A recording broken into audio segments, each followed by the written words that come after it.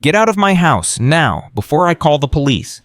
Marcus Thompson's voice sliced through the darkness like a knife. His hands trembled with rage. His eyes burned with a fury he hadn't felt since the day he buried his wife. In the doorway of his son's bedroom stood a black woman, still cradling his 2-year-old boy against her chest. She was the maid. Just the maid. And she had crossed a line he would never forgive. Destiny Williams opened her mouth to speak, but only tears came. She had no idea that this moment would change everything. Not just for her. Not just for this broken billionaire. But for a little boy who had finally stopped crying for the first time in months.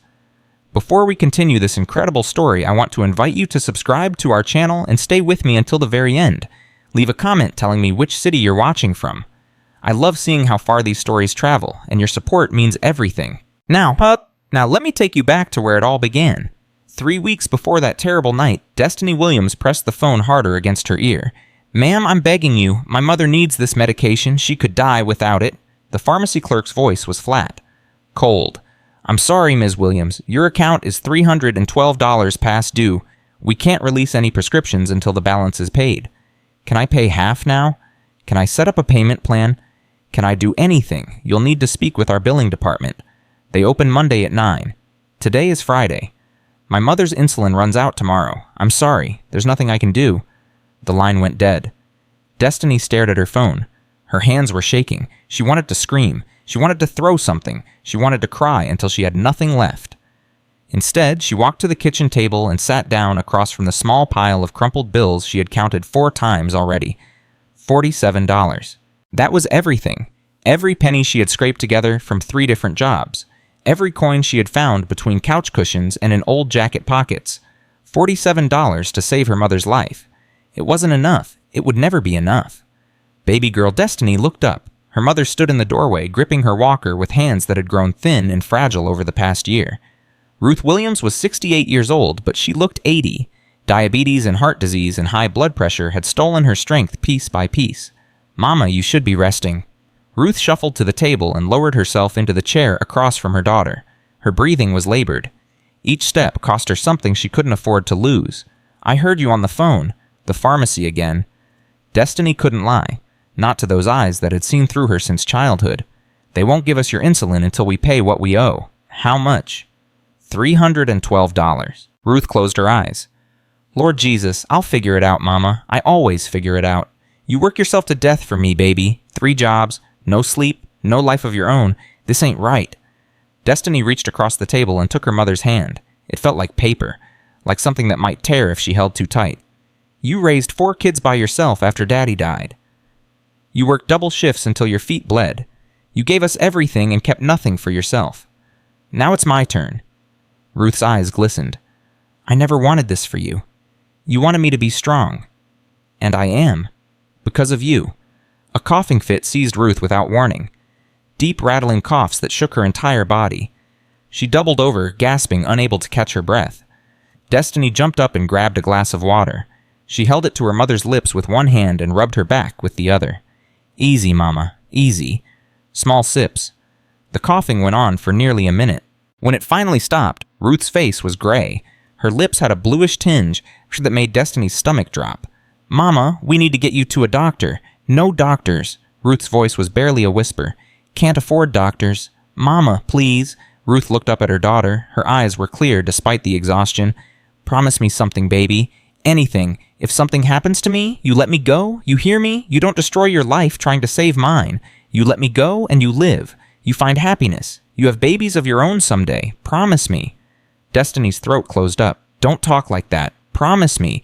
Nothing's going to happen to you. I won't let it." Ruth smiled sadly. "You can't control everything, baby girl. Some things are in God's hands." That night, Destiny lay in bed staring at the ceiling. Through the thin walls, she could hear her mother's breathing, shallow, uneven, the sound of a body fighting to stay alive. She thought about her father, James Williams, a good man who worked at the textile factory for 23 years. He died when a machine malfunctioned. Destiny was 12. She remembered the way her mother had collapsed when the foreman came to the door. Remembered the funeral where her mother didn't cry because she said she had to be strong for the children. Remembered watching her mother work 2 jobs, then 3, just to keep food on the table. Now it was Destiny's turn to be strong, and she was failing. Her phone buzzed on the nightstand. She almost didn't look. She was so tired of bad news, tired of rejection letters and past due notices and automated messages from creditors. But something made her reach for it. An email from the employment agency she had registered with 6 months ago. She had given up on hearing from them. "Dear Ms. Williams, we have a position that matches your qualifications. Live-out housekeeper for a private residence in the Hamptons. Compensation $800 per week plus benefits. Interview scheduled for tomorrow Saturday at 10 a.m. Please confirm your attendance immediately." Destiny read it again, and again, and again. $800 a week. That was more than she made at all 3 of her jobs combined. That was enough to pay off the pharmacy. Enough for her mother's medication. Enough to finally breathe. Her fingers trembled as she typed her response. "I'll be there." She didn't sleep for the rest of the night. The next morning, Destiny took 3 buses and a train to reach the Hamptons. The journey took 2 hours, but she arrived 30 minutes early. She couldn't afford to be late. Not for this. The iron gates of the Thompson estate swung open automatically when she pressed the intercom button. As she walked up the long driveway, her heart pounded harder with each step. She had cleaned houses before. She had worked for wealthy families who owned nice things and drove fancy cars. But nothing had prepared her for this. The mansion rose up before her like something from a movie. Stone walls, glass windows that caught the morning sun, perfectly trimmed hedges and flower beds that probably cost more to maintain than her annual salary. For a moment, she wanted to turn around. What was she doing here? She was just a girl from Harlem who scrubbed toilets for a living. She didn't belong in a place like this. But then she thought about her mother, about the insulin, about the $47 on the kitchen table. She rang the doorbell. A woman answered almost immediately. White, middle-aged. Silver hair pulled back so tight it stretched the skin of her forehead. Her eyes swept over Destiny like she was inspecting a piece of merchandise. "You're the candidate from the agency. Yes, ma'am? Destiny Williams. I'm Mrs. Patterson, head of household staff. Come in." Destiny stepped inside. "Wipe your feet first." Destiny stepped back, wiped her feet on the mat, then entered again. Mrs. Patterson was already walking away. Destiny hurried to catch up. The foyer was larger than Destiny's entire apartment. Marble floors so polished she could see her reflection, a chandelier that sparkled like frozen rain, paintings on the walls that looked old and important and impossibly expensive. "The position is straightforward." Mrs. Patterson spoke without looking back. "Cleaning, laundry, dishes, light kitchen work. You arrive at 6:45 a.m. You leave when your work is done, which is typically 7 p.m., sometimes later. Yes, ma'am. You do not speak to Mr. Thompson unless he addresses you first. I do not touch anything that is not directly related to your duties. You do not answer the telephone. You do not open the mail. You do not enter any room that is locked." "I understand." Mrs. Patterson stopped walking and turned to face her. "Most importantly, you do not enter the East Wing under any circumstances. That is where the child's quarters are. Mr. Thompson's son. He has his own staff. Nannies, night nurses, caregivers. Your job is the rest of the house. The East Wing does not exist for you. Is that clear? Perfectly clear, ma'am." Mrs. Patterson studied her for a long moment. "I'll be honest with you, Ms. Williams. This position has a high turnover rate. The last 4 housekeepers lasted less than a month each. Mr. Thompson is a difficult man. He expects perfection. He tolerates nothing less. One mistake, one excuse, one moment of carelessness, and you'll be gone before you can blink." "I understand." "Do you?" "Because I've heard those words before. Every woman who has stood where you're standing has said she understood, and every one of them failed." Destiny met her eyes. She didn't flinch, didn't look away. "Ma'am, I've been taking care of my sick mother for 10 years. I've worked 3 jobs at once while taking night classes. I've gone without food so she could have her medication. I've never called in sick, not once. Not even when I had a 103-degree fever. I don't make excuses. I don't fail. And I won't fail here." Something shifted in Mrs. Patterson's expression. The hardness didn't disappear, but something else crept in around the edges. Surprise. Maybe even a hint of respect. "The pay is $800 per week. Cash if you prefer. Benefits after 90 days. Room and board available if you want to live on the premises." "I'll need to live out, ma'am. My mother needs me home at night." "Very well, you start Monday. 6:45 sharp. Don't be late. I won't. We'll see." Mrs. Patterson turned and walked away. Destiny stood alone in the massive foyer, her heart racing, her hands trembling. She had done it. She had actually done it. $800 a week. She could save her mother. She could pay off the debts. She could finally stop drowning. She wanted to cry. She wanted to laugh. She wanted to fall to her knees and thank God for this miracle. Instead, she straightened her shoulders and walked back out into the sunshine. She had work to do. The first 3 days were exactly what Mrs. Patterson had promised. Hard, exhausting, relentless. Destiny arrived each morning before dawn, taking buses and trains while the city was still dark. She cleaned floors that already gleamed. She polished silver that already shone. She washed windows that didn't have a single spot. She never complained, never slowed down, never gave anyone a reason to criticize her work. But she also never saw the master of the house. Marcus Thompson was a ghost, a name spoken in whispers, a presence felt but never seen. His office door was always closed. His meals were taken alone. The few times Destiny glimpsed him from a distance, he was just a tall figure in an expensive suit moving through the house like he was the only person in it. On the third day, Rosa Martinez, the cook, found Destiny scrubbing the kitchen floor during her lunch break. "Mija, you need to eat something. You're going to collapse. I'm fine. I want to finish this section before Rosa grabbed the mop from her hands. Sit, eat, now." Destiny hesitated, then obeyed. She was too tired to argue. Rosa set a plate of rice and beans in front of her.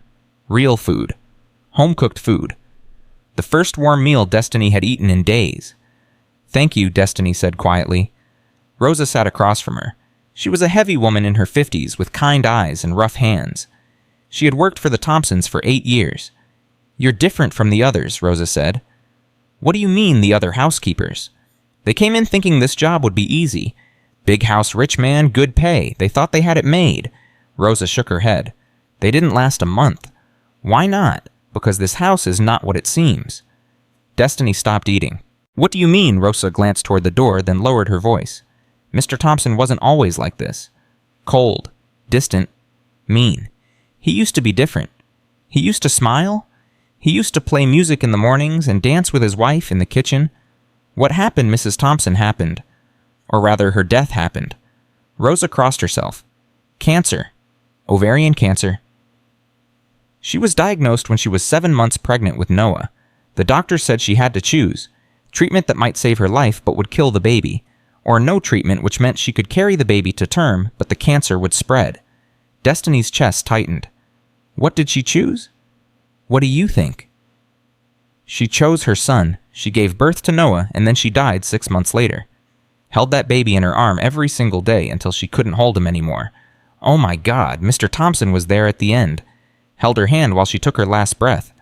Rosa's eyes were wet. Something broke in him that day. Something that never healed. He buried himself in his work, started traveling all the time, hired people to take care of Noah because he couldn't stand to look at him. Why not Rosa met her eyes? Because Noah looks exactly like her. Same curly hair, same brown eyes, same smile. Every time Mr. Thompson sees his son, he sees the woman he lost.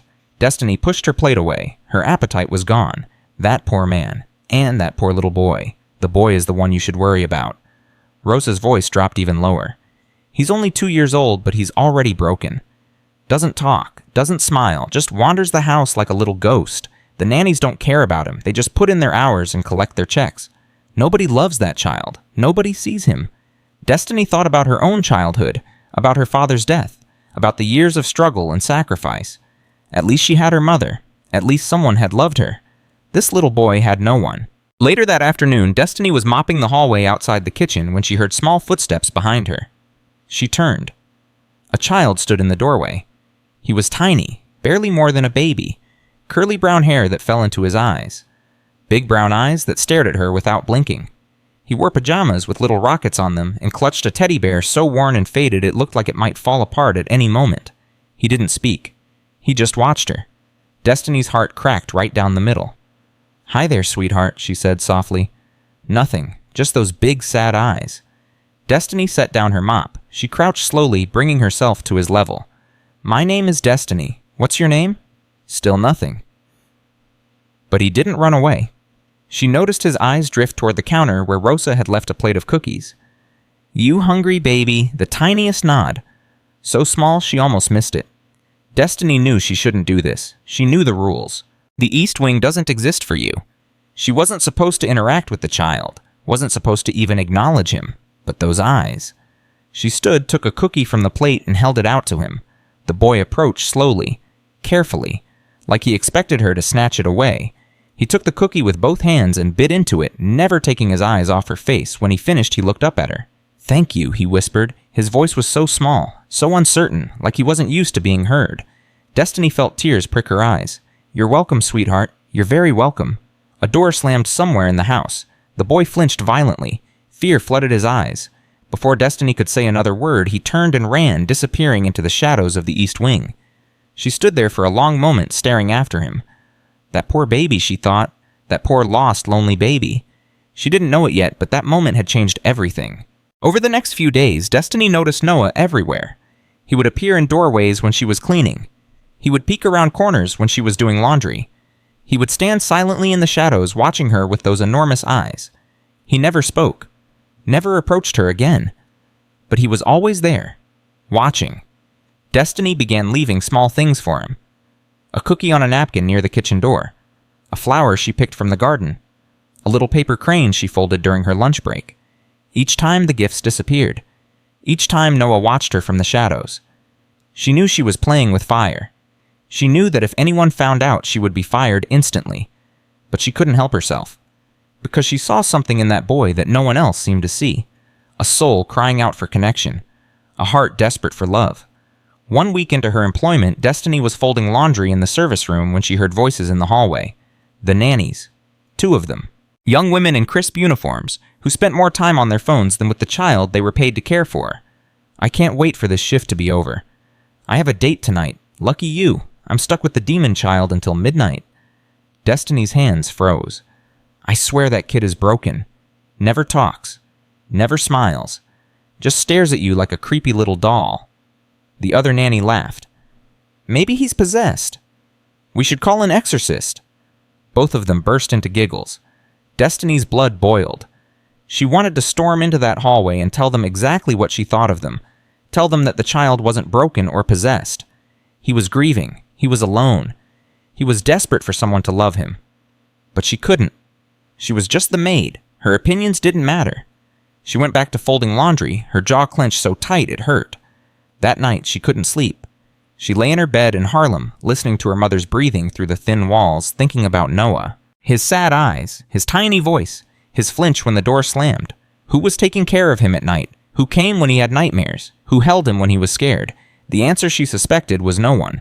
The second week brought a change. Destiny was working late, finishing up some extra cleaning because one of the other staff had called in sick. The house was quiet. The nannies had gone home hours ago. Even Rosa had left. She was mopping the second floor hallway when she heard it. Crying. Not just crying. Screaming. The terrible, desperate sound of a child lost in the grip of a nightmare. Destiny froze. The sound was coming from the east wing. From Noah's room. She looked around. The hallway was empty. No one was coming. The screaming got worse. "Grace?" a small voice wailed. "Grace? Grace." Destiny didn't know anyone named Grace, but the terror in that voice was unmistakable. She waited. 30 seconds, a minute, 2 minutes. No one came. The child kept screaming. Everything in Destiny's training told her to walk away, to follow the rules, to protect her job, but everything in her heart told her something else. She walked toward the east wing. The door to Noah's room was closed. She pushed it open. Noah was sitting up in his bed, tangled in his blankets, his face red and wet with tears. His small body shook with sobs. His eyes were wild with terror. The teddy bear had fallen to the floor. Hey, it's okay!" Destiny rushed to him. "It's okay, baby. I'm here." Noah looked at her. For a moment, he seemed not to recognize her. Then something in his eyes changed. "Dee," he whimpered. "Yeah, sweetheart. It's me. I'm right here." She sat on the edge of his bed and opened her arms. Noah threw himself at her. He wrapped his arms around her neck and held on like she was the only solid thing in a collapsing world. Destiny held him close. She rocked him gently the way her mother used to rock her when she was small. She hummed an old gospel song her grandmother had taught her, Amazing Grace. The melody rose up from somewhere deep inside her, carrying all the comfort and love she had to give. Scared, Noah whispered against her shoulder, "I know, baby, but the bad dream is gone now. I chased it away. You did, I did. That's what I do. I chase away bad dreams." His grip loosened just a little. "Will you stay?" Destiny knew she should say no, knew she should tuck him in and leave, knew she was risking everything. But looking into those eyes, she couldn't refuse. "I'll stay until you fall asleep. Okay? Okay?" She continued rocking, continued humming. Noah's breathing slowed. His body relaxed. His eyes fluttered closed. 20 minutes later, he was asleep. Destiny laid him back down carefully. She tucked the blankets around him. She picked up the teddy bear and placed it in his arms. And then she did something she hadn't planned. She bent down and kissed his forehead. "Good night, sweet boy," she whispered. "I'll see you tomorrow." She slipped out of the room and closed the door behind her. Her heart was pounding. Her hands were shaking. She had just broken every rule in the house. If anyone found out, she would lose everything. But as she walked back through the dark hallway, she knew she would do it again. Tomorrow night, and the night after that, and every night after that. Because that little boy needed someone. And if no one else would be that someone, Destiny would. The pattern began. Every night after the nannies left, Destiny would linger. She would find reasons to stay late. Extra cleaning, organizing, anything to be there when the house grew quiet. And every night Noah would cry. Sometimes the nightmares came early, sometimes late, but they always came. And Destiny was always there. She learned his rhythms, the way his breathing changed before a nightmare took hold, the small sounds he made as fear crept into his dreams. She learned to slip into his room at just the right moment to catch him, before the terror became too much to be there when he opened his eyes. She read him stories, books she borrowed from the library and smuggled into the house in her bag. She taught him songs, simple nursery rhymes that made him giggle. She told him about her mother, about Harlem, about the bakery on the corner that made the best chocolate chip cookies in the whole world. "I want to go there," Noah said one night. "Someday, baby, someday I'll take you. Promise, I promise." He smiled, actually smiled, a real smile that lit up his whole face. It was the most beautiful thing Destiny had ever seen. "Grace," he started calling her. He couldn't pronounce Destiny. It came out as something else entirely. "I'm not Grace, baby. I'm Destiny." He shook his head stubbornly. "Grace." And somehow it stuck. In the quiet of his room in the darkness where no one else could hear, she became Grace. His Grace. The one who came when he called. The one who chased away the monsters. The one who loved him when no one else did. 2 weeks and the other staff began to notice. Rosa pulled Destiny aside in the kitchen. "Mija, we need to talk." Destiny's stomach dropped. "About what?" "About the way that boy looks at you. I don't know what you mean. Don't lie to me." Rosa's eyes were kind but worried. "I see how his eyes follow you. I see how he lights up when you walk into a room. Something is happening and you need to be careful. I'm not doing anything wrong. In this house, it doesn't matter what's wrong and what's right. It only matters what Mr. Thompson thinks. And if he thinks you've crossed a line, you're gone. Just like that." Destiny looked down at her hands. "He's so alone, Rosa, so scared. The nannies don't care about him. His father won't look at him. He's just a baby and nobody loves him." Rosa sighed. "You have a good heart, Mija. But a good heart can get you in trouble. Be careful." "Please?" "I will," but she wasn't careful enough. That same week, Destiny was leaving Noah's room when she heard footsteps in the hallway. She pressed herself against the wall, heart pounding. Mrs. Patterson walked past. Her shoes clicked on the marble floor. She was so close, Destiny could have reached out and touched her. If she turns her head, if she looks this way, if she sees me. Mrs. Patterson kept walking. Her footsteps faded into the distance. Destiny didn't breathe until she heard a door close somewhere far away. That was too close. Way too close. She should stop. She knew she should stop, but the next night, when Noah cried, she went to him anyway. On Friday of the second week, Mr. Thompson called a staff meeting. Everyone gathered in the main sitting room. Rosa, the gardener, the 2 nannies, the driver, Mrs. Patterson, Destiny. They stood in a line waiting in silence. And then he walked in. Marcus Thompson. Destiny had seen him from a distance before, but never this close. He was tall, well over 6 feet, with broad shoulders and dark hair streaked with gray at the temples. His suit probably cost more than everything Destiny owned combined. But it was his eyes that stopped her. Cold. Empty. Dead. The eyes of a man who had lost everything and decided never to feel anything again. "One of you," he said quietly, "has been entering my son's room without authorization." The room went silent. Destiny's heart hammered so hard she thought it might burst through her chest. She stared at the floor, trying to keep her face neutral. "My security system has recorded someone entering and exiting the East Wing multiple times over the past 2 weeks. The footage is poor quality. I cannot identify who it is." He paused. His eyes swept over each of them. "But I am giving you one warning. One.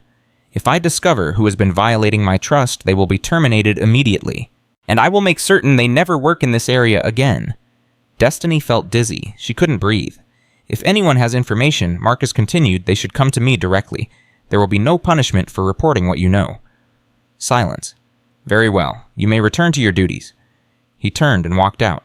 No one moved for several seconds. Then slowly, they dispersed. Destiny made it to the kitchen before her legs gave out. She grabbed the counter to keep from falling. Rosa appeared beside her. "Mija," Rosa's voice was barely a whisper. "Whatever you've been doing, it ends now. Tonight. You understand?" Destiny nodded. She couldn't speak. "He knows someone has been going in there. He just doesn't know who. If you stop now, you might be safe. I understand." That night, Destiny went home. She didn't stay late. She didn't go to Noah's room. She followed the rules. At 2 in the morning, her phone buzzed. A text from Rosa. "The boy has been screaming for 3 hours. Nobody can calm him. He keeps calling for someone named Grace." Destiny stared at the message. She thought about Noah. His tears, his terror, his tiny voice calling for her, sinner. She thought about her mother, about the medication she could finally afford, about losing everything. She turned off her phone. She didn't sleep. The next day at work, Rosa told her what happened. The nannies finally sedated him. Gave him something to make him sleep. He cried so hard he made himself sick first. Destiny felt like she had been stabbed. "Is he okay? He's quiet now, but okay," Rosa shook her head. "That child hasn't been okay since the day his mother died." Destiny lasted one more night. On Sunday, she stayed late to finish some extra work. The house was empty. The staff had gone home. At midnight, Noah started crying. Destiny stood in the hallway, listening to his screams echo through the empty house. She thought about the rules. She thought about Mr. Thompson's warning. She thought about everything she could lose. And then she thought about a 2-year-old boy alone in the dark, crying for someone who wasn't coming. She walked to his room. Noah was tangled in his sheets, sobbing so hard he could barely breathe. "I'm here, baby." Destiny gathered him in her arms. "I'm here. I'm sorry I didn't come sooner." Grace. He clung to her like she was his only hope. Grace came back. "I came back. I'll always come back. Promise, I promise." She held him until he fell asleep. She stayed until she was sure where the nightmares were gone. Then she crept out of his room and back to the safety of her side of the house. She thought she had been careful. She thought no one had seen. She didn't know that Marcus Thompson had installed new cameras. Higher resolution, better angles. She didn't know that he was watching everything. 5 days later on Friday night, Destiny was in Noah's room again. The nannies had left early, some kind of emergency. The house was empty except for her and the sleeping child. Noah had woken from a nightmare, the worst one yet. He was screaming so loud that Destiny had run to him without thinking about cameras or rules or consequences. She held him in her arms, rocking him, singing softly. "Grace," he whimpered. "Monsters. No monsters, baby. I chased them all away. You promise, I promise, you're safe. I've got you." Slowly his sobs quieted. His breathing evened out. His small body relaxed against her chest. Destiny kept rocking, kept singing, kept pouring out love. She didn't hear the door open. She didn't know anyone was there until she heard the voice. "What the hell do you think you're doing?" Destiny's head snapped up. Marcus Thompson stood in the doorway. His face was twisted with rage. His hands were clenched into fists. His eyes burned with a fury that made Destiny's blood turn to ice. "Mr. Thompson!" Her voice shook. "He was having a nightmare. I heard him crying and no one else was here, so I just put him down. Sir, please let me explain. I said put him down. Now." Destiny carefully gently laid Noah back on his bed. The boy immediately reached for her, his small hands grasping at air. "Grace," he cried. "Grace, no." Marcus flinched like he had been struck. He stared at his son, then at Destiny, then back at his son. "Who is Grace?" he demanded. "That's what he calls me. He can't pronounce my name, so he calls me, I don't care what he calls you." Marcus stepped closer. His voice dropped to something low and dangerous. "You're the maid. You clean my floors. You wash my dishes. You have no business being in this room. You have no business touching my son. Sir, I wasn't trying to do anything wrong. He was alone and scared and crying and nobody was coming." Because nobody was supposed to come, Marcus's voice rose. "I give orders for a reason. I have rules for a reason. You don't know my son. You don't know what he needs. You don't know anything about this family. I know he's lonely. The words came out before Destiny could stop them. "I know he's scared. I know he cries every single night and nobody comes. I know his nannies don't care about him. I know his father won't even look at him." Marcus went very still. "What did you say?" Destiny knew she should stop, knew she had already gone too far. But she couldn't stop. Not now. He's 2 years old, Mr. Thompson. He lost his mother. He needs someone to love him. He needs someone to hold him when he's scared. He needs his father. Don't you dare tell me what my son needs. Somebody has to. The words hung in the air like a bomb waiting to explode. Marcus's face was white with rage. "Get out! Mr. Thompson, get out of my house. Now. You're fired. If you're not gone in 5 minutes, I'm calling the police. Please." Destiny's eyes filled with tears. "Please, just let me explain. Let me say goodbye to him. You've already said enough." He grabbed her arm and pulled her toward the door. "Grace," Noah screamed. "Grace, Grace, don't go, Grace." Destiny tried to turn back. Tried to reach for him one last time. Marcus pushed her into the hallway. 5 minutes. Then I call the police." He slammed the door in her face. Inside the room, Noah's screams continued. "Grace, Grace, Grace." Destiny stood in the hallway, tears streaming down her face. She wanted to break down the door, wanted to push past Marcus and hold Noah one more time, wanted to tell him she was sorry that she loved him, that she would never forget him. But she couldn't. She walked down the hallway on legs that didn't feel like her own, down the stairs, past the kitchen, past the laundry room, past all the places where she had seen Noah watching her, waiting for her, hoping for her. She grabbed her coat from the closet. She didn't say goodbye to anyone. She walked out the front door and into the cold night. The bus wouldn't come for hours. Destiny stood on the steps of the mansion, shivering, crying, breaking apart. "Please," she whispered into the darkness. "Please, Mr. Thompson, I didn't do anything wrong." But the door stayed closed. And inside the house, Noah Thompson screamed for the woman who loved him. "Grace, Grace, Grace." His voice echoed through the empty halls. But Grace was gone. And she wasn't coming back. The bus was nearly empty at 4 in the morning. Just Destiny and an old man sleeping in the back, his head pressed against the foggy window. Destiny sat alone, staring at her reflection in the glass. Her eyes were swollen. Her hands wouldn't stop shaking. She kept hearing Noah's voice in her head over and over, like a wound that wouldn't stop bleeding. Grace, Grace, Grace. She had abandoned him. She had walked away while he screamed for her. She had left him alone in that big cold house with a father who couldn't stand to look at him and nannies who didn't care if he lived or died. What kind of person does that? The bus lurched to a stop. An elderly woman climbed on her movements, slow and painful. She reminded Destiny of her mother. Her mother. Destiny pressed her hand to her mouth to keep from sobbing out loud. How was she going to tell her? How was she going to explain that she had lost the job that was keeping them alive, that the medication money was gone, that everything was falling apart again? The bus rolled on through the dark city. Streetlights flickered past like dying stars. Destiny closed her eyes and let the tears fall. She had no idea that back at the Thompson estate, Noah was still awake, still crying, still calling her name, and Marcus Thompson was standing outside his son's door, listening to every scream, feeling something he hadn't felt in a very long time. Doubt.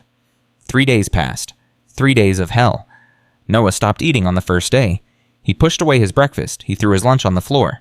He clamped his mouth shut when the nannies tried to force a spoon between his lips. He stopped sleeping on the second day. Every time he closed his eyes, the nightmares came, and when he woke up, screaming, reaching for arms that weren't there, calling for a voice that didn't answer, he refused to close his eyes again.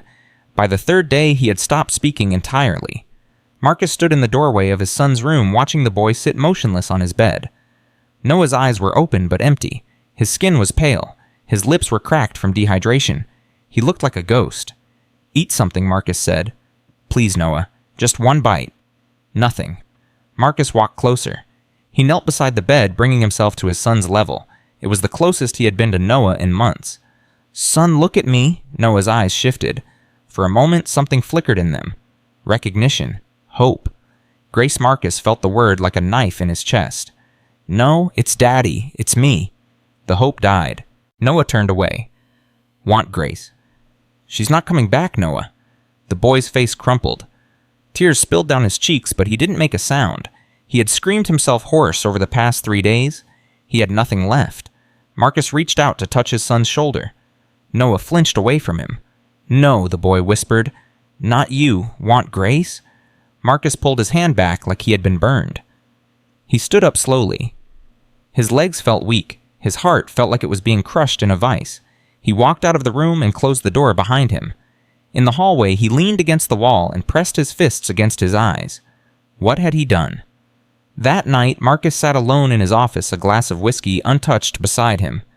He couldn't stop thinking about his son's face, the emptiness in his eyes, the way he had flinched away from his own father's touch. Want Grace.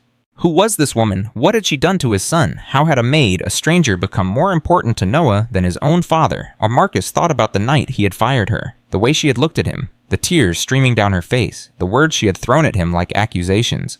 He's lonely. He's scared. He cries every single night and nobody comes. His nannies don't care about him. His father won't even look at him. Marcus picked up his whiskey and threw it against the wall. The glass shattered. Amber liquid dripped down the wallpaper. He sat there in the silence, breathing hard, his hands shaking. She was wrong. She had to be wrong. But what if she wasn't? He turned to his computer, his security system. 17 cameras throughout the house recording everything 24 hours a day. He had watched the footage from the night he fired her. He had seen her holding his son, rocking him, singing to him. But he hadn't watched anything else. His fingers moved across the keyboard. He pulled up the archives. 2 weeks of recordings, hundreds of hours of footage. He started watching. The first video was from 2 weeks ago, late at night, Noah's room. The maid Destiny was sitting on the edge of Noah's bed. The boy was in her lap, crying. She was rocking him gently, humming something soft and sweet. "You're safe, baby." Her voice came through the speakers, tinny but clear. "I'm right here. The monsters can't get you when I'm here." Marcus leaned closer. Noah's sobs were slowing. His small body was relaxing. He was falling asleep in her arms. Marcus clicked on another video. The kitchen. Middle of the day. Destiny was on her hands and knees, scrubbing the floor. Noah was sitting in the corner watching her. "What are you doing?" Noah asked. "Cleaning baby, making everything nice and shiny. Can I help?" Destiny smiled. "Sure you can. Come here." She handed him a small rag. She showed him how to wipe the cabinet doors. Noah scrubbed with all his might, his face serious with concentration. "Good job," Destiny said. "You're the best helper I ever had." Noah beamed. Really, I couldn't do it without you." Marcus's throat tightened. He clicked on another video. The garden. Destiny was picking flowers. Noah was following her, clutching his teddy bear. "These are for you," Destiny said, handing him a small yellow flower. "For me, for you, because you're special." Noah stared at the flower like it was the most precious thing in the world. Nobody ever gave me a flower before. Well, now someone has. And you know what? I'm going to give you one every single day. Promise? Promise. Marcus clicked on another video, and another, and another. Destiny reading Noah a story. Destiny teaching him to count. Destiny wiping his tears after he fell and scraped his knee. Destiny making him laugh with silly faces. Destiny holding him when he cried. Destiny loving him. Loving him. Marcus sat back in his chair. Hours had passed. The sun was coming up. His eyes were burning. But he couldn't stop watching. Because in every single video, he saw the same thing. A woman who treated his son like he was the most important person in the world. A woman who gave him attention and affection and time. A woman who saw him when no one else did. And in every single video, he saw something else too. His son smiling. His son laughing. His son being happy. Things Marcus hadn't seen since before Victoria died. He thought about the night he fired Destiny. The accusations he had hurled at her. The way he had grabbed her arm and pushed her out of his son's room. He thought about his own words. "You have no business being in this room. You have no business touching my son." But she had been there when Marcus wasn't. She had touched his son when Marcus couldn't. She had loved his son when Marcus didn't know how anymore. Marcus put his head in his hands. He had made a terrible mistake, and he had no idea how to fix it. The next morning, Marcus called Mrs. Patterson into his office. "I need to find her," he said. "Find who, sir?" "The maid. Destiny Williams, the one I fired." Mrs. Patterson's eyebrows rose. "May I ask why, sir? Because I was wrong about her, and I need to make it right." Mrs. Patterson was quiet for a moment. "She's a good woman, sir. I didn't agree with your decision to let her go." "Why didn't you say something you didn't ask?" Marcus almost laughed. The first time he had felt anything close to humor in years. "Find her for me, please. Get me her phone number, her address, whatever you have." Mrs. Patterson nodded. "Right away, sir." An hour later, Marcus was holding a piece of paper with a phone number on it. He stared at it for a long time. What was he supposed to say? How could he possibly apologize for what he had done? He picked up the phone. He dialed the number. It rang once, twice, 3 times. Hello? Hello, her voice. Tired, defeated, broken. Ms. Williams, this is Marcus Thompson. Silence, long and heavy. I need to speak with you, Marcus said. It's about Noah. More silence. I watched the security footage. All of it. I saw everything you did for my son over those 2 weeks. And I was wrong. I was wrong about you. Destiny's voice came back quiet and wary. What do you want, Mr. Thompson? I want you to come back. Not as the maid. As Noah's caregiver. As someone who actually cares about him. Why should I trust you? The question hit him like a punch. You shouldn't. I gave you no reason to trust me. I accused you of something terrible. I threw you out in the middle of the night. I didn't let you say goodbye to a child who loved you. His voice cracked. But Noah needs you. He's not eating. He's not sleeping. He won't speak to anyone. He just calls for you over and over, and there's nothing I can do. Destiny was crying. He could hear it through the phone. Mr. Thompson, I have a sick mother. I need this job. But I also need to know that I won't be treated like a criminal for loving a child. You won't. I swear to you. Whatever you need, whatever you want, it's yours. Just please, please help my son. A long pause. I'll think about it, Destiny said. That's all I ask. The line went dead. Marcus sat in his office holding the phone, staring at nothing. For the first time in 14 months, he prayed. The next morning, Destiny Williams stood outside the Thompson estate. Her hands were shaking. Her heart was pounding. Every instinct told her to turn around and walk away. But she thought about Noah, his face, his voice, his arms reaching for her. She rang the doorbell. Rosa opened the door. Her eyes went wide. Mija, thank God. She pulled Destiny into a hug. Thank God you're here. How is he bad? Rosa shook her head. Worse than bad. But you're here now. That's what matters. Destiny walked into the house. It felt different now. Smaller. Less intimidating, or maybe she was different. She climbed the stairs to Noah's room. Her legs felt heavy. Each step took more effort than the last. She knocked on the door. Come in. Marcus's voice. Destiny pushed the door open. Marcus was sitting on the floor beside Noah's bed. He looked terrible. Unshaven. Exhausted. His suit was wrinkled. His eyes were red. Noah was lying on the bed staring at the ceiling. He looked even worse than his father. Pale. Thin. Empty. Destiny's heart shattered it. Hey, baby, she said softly. It's me. Noah's head turned slowly. His eyes found her face. For a moment, nothing happened. Then recognition flooded his expression. Grace. Yeah, sweetheart. It's me. I came back. Grace. He sat up and threw himself at her. His arms wrapped around her neck, his face buried in her shoulder. His whole body shook with sobs. You came back, you came back, you came back, I came back. Destiny held him tight, tears streaming down her face. I'm sorry I left, baby. I'm so sorry, but I'm here now. I'm not going anywhere. Promise, I promise with all my heart. She rocked him. She hummed. She whispered words of comfort and love. Marcus watched from the corner of the room. Tears were sliding down his face, too. He hadn't cried since Victoria's funeral. 2 weeks passed. 2 weeks of healing. 2 weeks of change. 2 weeks of something that felt almost like hope. Destiny moved into the guest cottage on the Thompson estate. She was there every morning when Noah woke up. She made him breakfast. She played with him. She read him stories. She held him when the nightmares came. And Noah transformed. He started eating again. He started sleeping through the night. He started talking, laughing, being a child again. But it wasn't just Noah who changed. Marcus started coming home earlier. He started eating dinner at the table instead of in his office. He started asking about Noah's day, listening to the answers being present. One evening, he found Destiny in the kitchen after Noah had gone to bed. Can I talk to you for a minute? Destiny tensed. Of course. Marcus sat down at the table. He looked different lately, less cold, less distant, almost human. I owe you an apology, he said. A real one, not just words on the phone. Destiny sat across from him. That night when I fired you, Marcus continued, I wasn't seeing you. I was seeing every fear I've had since Victoria died. Fear that someone would hurt Noah. Fear that someone would take him from me. Fear that I would lose the only piece of her I have left. I understand. No, you don't. Because instead of protecting my son, I was destroying him. He needed love, and I couldn't give it to him. He needed someone to see him, and I couldn't look at him without seeing her. His voice broke. Victoria, my wife. She died 14 months ago. And when she died, I think part of me died too. The part that knew how to love. The part that knew how to be a father. Destiny reached across the table and took his hand. That part isn't dead, Mr. Thompson. It's just wounded. And wounds can heal. Marcus looked at her hand on his. He didn't pull away. How do you do it? He asked. How do you have so much love to give? Because I know what it's like to not have enough. I grew up poor. My father died when I was 12. My mother worked herself half to death to keep us fed.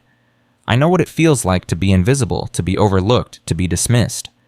She squeezed his hand. That's why I couldn't walk past Noah's room when he was crying. Because I saw myself in him. A child who needed someone to see them. Marcus was quiet for a long moment. You're an extraordinary woman, Destiny Williams. I'm just someone who cares. That's what makes you extraordinary. Their eyes met. Something passed between them. Something neither of them was ready to name. Then Marcus cleared his throat and pulled his hand away. It's late. You should get some rest. So should you. He smiled. It was small, tentative, rusty from disuse, but it was real. Good night, Destiny. Good night, Mr. Thompson. Call me Marcus. She smiled back. Good night, Marcus. 1 month after Destiny returned, a black Mercedes pulled up to the Thompson estate. Destiny was in the garden with Noah watching him chase butterflies when she heard the car. She looked up. 2 people emerged. A woman and a man, both older, both expensively dressed, both radiating an energy that made Destiny's skin prickle. The woman had silver hair and cold eyes. The man was tall and silent, walking 2 steps behind her like a shadow. They didn't knock on the door. They walked right in like they owned the place. Destiny picked up Noah and carried him inside. She found Marcus in the foyer facing the 2 strangers. His body was tense. His jaw was tight. Eleanor, Richard. His voice was flat. What are you doing here? The woman. Eleanor smiled, but it didn't reach her eyes. We came to see our grandson, of course. We heard he was having some difficulties. He's fine now. Is he? Eleanor's eyes drifted to Destiny, who was standing in the doorway with Noah in her arms. And who is this? This is Destiny, Noah's caregiver. Eleanor's eyebrow arched. Caregiver? I thought you had nannies for that. The nannies didn't work out. Destiny did. Eleanor walked closer. Her eyes swept over Destiny with the same look Mrs. Patterson had given her on her first day, the look that made her feel like furniture being appraised. I see, Eleanor said slowly. And what are your qualifications, Ms. Destiny? I love your grandson, Destiny replied. That's my qualification. Eleanor's smile flickered. Love. How charming. Marcus stepped between them. Why are you really here, Eleanor? Can't a grandmother visit her own grandson? You haven't visited once since Victoria's funeral. Not once in 14 months. So I'll ask again. Why are you here? Eleanor's mask slipped. Her eyes turned hard. We've been hearing things, Marcus. Disturbing things. About Noah's care. About his environment. About certain people you've allowed into your home. What kind of things? The kind of things that concern us, deeply. Richard spoke for the first time. His voice was low and measured. We're not here to cause trouble, Marcus. We're here because we love our grandson and we want what's best for him. What's best for him is right here, Marcus said. With me. With Destiny. Eleanor's lips pressed into a thin line. We'll see about that. She turned and walked out without another word. Richard followed. Marcus stood in the foyer, his fists clenched at his sides. Destiny walked up beside him, still holding Noah. Who are they, Victoria's parents? Eleanor and Richard Bennett. They don't seem happy. They're never happy. They never thought I was good enough for their daughter. Now they don't think I'm good enough for their grandson. What are they going to do? Marcus was quiet for a long moment. I don't know, but whatever it is, it won't be good. Destiny felt a chill run down her spine. She looked down at Noah, who had fallen asleep in her arms, his small face peaceful and unaware. She held him tighter. Whatever was coming, she would protect him, no matter what. 3 weeks later, the storm arrived. Marcus came home with an envelope in his hand. His face was white. What's wrong? Destiny asked. He didn't answer. He just handed her the envelope. She opened it. Inside was a legal document. Lots of complicated words and formal language, but one phrase jumped out at her. Petition for custody. They're suing me, Marcus said. His voice was hollow. They want to take Noah away. Destiny's blood turned to ice. Can they do that? They can try. They're claiming I'm an unfit parent, that Noah's environment is unstable, that he'd be better off with them. That's insane. You love him. Love isn't enough for a court. They want evidence, stability, structure, and right now they have lawyers digging into every aspect of my life, including me. Marcus met her eyes. Especially you. Destiny felt the floor shifting beneath her feet. She thought about everything she had built over the past few weeks. The trust, the routine, the bond with Noah that had grown stronger every day. And now it could all be taken away. "What do we do?" she asked. Marcus took the envelope back. He folded it carefully and put it in his pocket. "We fight," he said. "Whatever it takes. However long it takes. We fight." But his eyes told a different story. They were filled with fear. And Destiny understood why. Because some battles can't be won, and some storms can't be survived. The custody hearing was scheduled for 6 weeks from the day the papers arrived. 6 weeks to prepare. 6 weeks to gather evidence. 6 weeks to prove that Marcus Thompson was a fit father. 6 weeks felt like a death sentence. Marcus hired the best family law attorney in New York. Her name was Catherine Wells, a woman in her 50s with sharp eyes and a reputation for winning impossible cases. She sat across from Marcus in his office 3 days after the papers arrived. "I'm going to be honest with you, Mr. Thompson. This isn't going to be easy. I didn't hire you because I wanted easy. I hired you because I wanted to win." Catherine nodded. "Then let me tell you what we're up against. The Bennetts have money, they have connections, and they have a very compelling narrative. What narrative? That you're an absent father who buried himself in work after his wife died. That you hired strangers to raise your son. That Noah has had 4 different nannies in the past year, none of whom lasted more than a few months." Marcus's jaw tightened. "That's not the whole story. It doesn't matter what the whole story is. It matters what story they can sell to a judge. So what do? We build our own narrative." Catherine leaned forward. "We show that you've changed. That you're present, that you're involved. We document everything. Every meal you eat with Noah, every story you read him, every moment you spend together." "And Destiny," Catherine hesitated. "What about her? They're going to use her against you." How? Catherine pulled out a folder. "She's an unmarried black woman with no formal childcare training. She was originally hired as a maid. You fired her, then rehired her 3 days later in a completely different position. To a judge that looks impulsive at best, suspicious at worst. There's nothing suspicious about it. She's the best thing that ever happened to my son." "I believe you. But the Bennetts will spin it differently. They'll say she manipulated her way into your household. They'll say she's after your money. They'll say she's an unfit influence on a grieving child." Marcus slammed his fist on the desk. "That's a lie. Of course it's a lie. But lies win cases all the time if they're told convincingly enough." Destiny was standing outside the office door. She hadn't meant to eavesdrop. She was just bringing Marcus his coffee, but she had heard everything, every word. She set the coffee on the table in the hallway and walked away. That night, she sat in her cottage staring at the wall.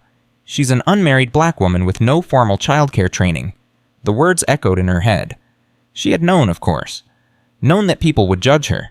Known that being black, being poor, being unmarried would all count against her in ways that had nothing to do with her ability to love a child. But hearing it stated so plainly, so matter-of-factly, hurt more than she expected. Her phone buzzed. A text from Marcus. "Can we talk?" She didn't answer. 5 minutes later, there was a knock on her cottage door. "Destiny, please. I know you heard." She opened the door. Marcus stood there looking more vulnerable than she had ever seen him. "Can I come in?" She stepped aside. Marcus walked in and sat down heavily on the small couch. "I'm sorry," he said. "I'm sorry you had to hear that. Don't apologize for the truth. It's not the truth. It's their version of the truth." "What's the difference?" Marcus looked at her. His eyes were tired. His face was lined with stress. "The difference is that I know who you are. I know what you've done for my son, and I will fight to my last breath to make sure the court knows it too." Destiny sat down across from him. "Maybe I should leave." "What?" "Maybe it would be better for Noah if I wasn't here. Maybe without me, the Bennetts wouldn't have ammunition." "No." Marcus's voice was firm. "Absolutely not. Marcus, think about it. They can't call me a gold digger if I'm not here. They can't say I'm an unfit influence if I'm gone. You'd have a better chance. I don't want a better chance. I want you." The words hung in the air between them. Marcus seemed to realize what he had said.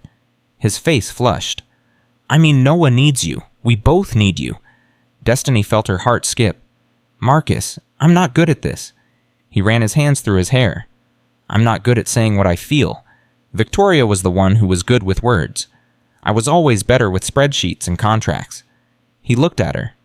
But I need you to know something. Whatever happens in that courtroom, whatever the Bennetts throw at us, I will never blame you. You came into my son's life and you saved him. You came into my life and you made me remember what it feels like to hope. That's not something I take lightly." Destiny's eyes filled with tears. "I'm scared, Marcus. Me too. What if we lose? We won't. But what if we do?" Marcus was quiet for a long moment. "Then we'll fight some other way. We'll appeal. We'll keep fighting. Because Noah belongs with me, and you belong with us." He reached out and took her hand. "Stay. Please. Don't let them win by driving you away." Destiny looked at their hands. His were large and warm. Hers were small and trembling. "Okay," she whispered. "I'll stay. Thank you." They sat like that for a long time, neither of them speaking, neither of them letting go.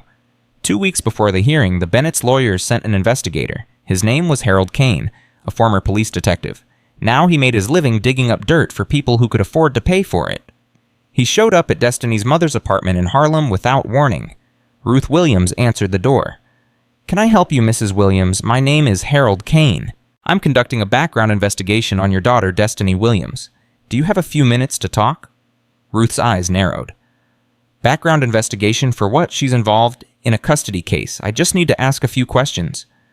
Ruth looked at this man, this stranger, in a cheap suit, standing at her door asking questions about her baby girl. "I don't have anything to say to you." She started to close the door. Kane put his foot in the gap. "Mrs. Williams, I can do this the easy way or the hard way. The easy way is you answer a few questions and I leave. The hard way is I start talking to your neighbors, your doctors, your pharmacist, everyone who knows your name." Ruth's blood went cold. "What do you want to know?" Kane smiled. It wasn't a pleasant smile. "Everything." Destiny got the call that afternoon. "Baby girl," her mother's voice was shaking. "A man came here, asking questions about you." "What kind of questions?" "All kinds. Where you grew up, where you went to school, who you dated, whether you ever got in trouble with the law." Destiny felt sick. "What did you tell him the truth?" "That my daughter is a good woman, a hard worker, someone who would never hurt a child." "Mama, I'm so sorry. I never wanted you to be dragged into this." "Don't you apologize to me," Ruth said fiercely. "You haven't done anything wrong.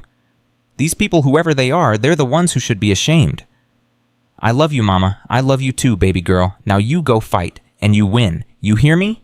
"Yes, Mama." Destiny hung up the phone. Her hands were shaking with rage. "She found Marcus in his office. They sent someone to my mother's apartment." Marcus looked up. "What? An investigator?" He interrogated her like she was a criminal. Marcus's face darkened. He stood up and grabbed his phone. "Catherine, it's Marcus. The Bennetts sent an investigator to harass Destiny's mother. Is that even legal?" Destiny couldn't hear Catherine's response, but she could see Marcus's expression getting angrier by the second. "I don't care if it's technically legal. It's harassment. There has to be something we can do." He listened for another moment, then hung up. "What did she say?" Marcus shook his head. "She said it's a common tactic. They're trying to find something, anything they can use against you, and they're trying to intimidate you into leaving. It's working. Don't let it." Marcus walked over to her. "That's exactly what they want. They want you scared. They want you gone. Don't give them that satisfaction. They went to my mother, Marcus, my sick elderly mother. They scared her. I know, and I'm sorry, but running away won't protect her. The only way to protect everyone is to win this case." Destiny took a deep breath. She thought about her mother, about Noah, about everything she had built over the past 2 months. "You're right," she said. We fight. 1 week before the hearing, Marcus found something that changed everything. He was going through Victoria's old belongings, things he hadn't touched since she died. Her clothes, her jewelry, her books. He wasn't sure why he was doing it. Maybe he was looking for strength. Maybe he was looking for guidance. Maybe he just wanted to feel close to her one more time. In the bottom of her dresser drawer, he found a letter. It was addressed to him, written in Victoria's handwriting. His hands trembled as he opened it. "My darling Marcus, if you're reading this, I'm gone. I wrote this letter because there are things I need you to know, things I might not have the strength to say at the end. First, I love you. I have loved you since the day we met, and I will love you forever, even when I'm no longer there. To show it. Second, and I'm sorry. Sorry for leaving you, sorry for the pain my death will cause. But please know that I'm not afraid. I'm at peace. Because I know that you will take care of our son." Marcus's vision blurred with tears. "Third, and this is important, please don't let my parents ruin your life. I know them better than anyone. I know how controlling they are, How judgmental. They never thought you were good enough for me, and they will never think anyone is good enough for Noah. But you are good enough. You are a wonderful man, and you will be a wonderful father. Trust yourself, trust your instincts, and don't let anyone tell you otherwise. Finally, please find happiness again. I know you think you never will, but I need you to try. Fall in love again. Let someone into your heart. Give Noah a mother who will love him the way I would have. Don't be alone, my darling. Life is too short and too precious to spend it grieving for what's lost.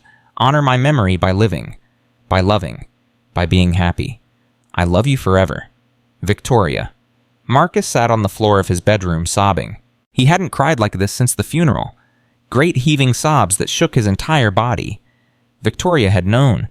She had known what her parents would try to do, and she had tried to warn him.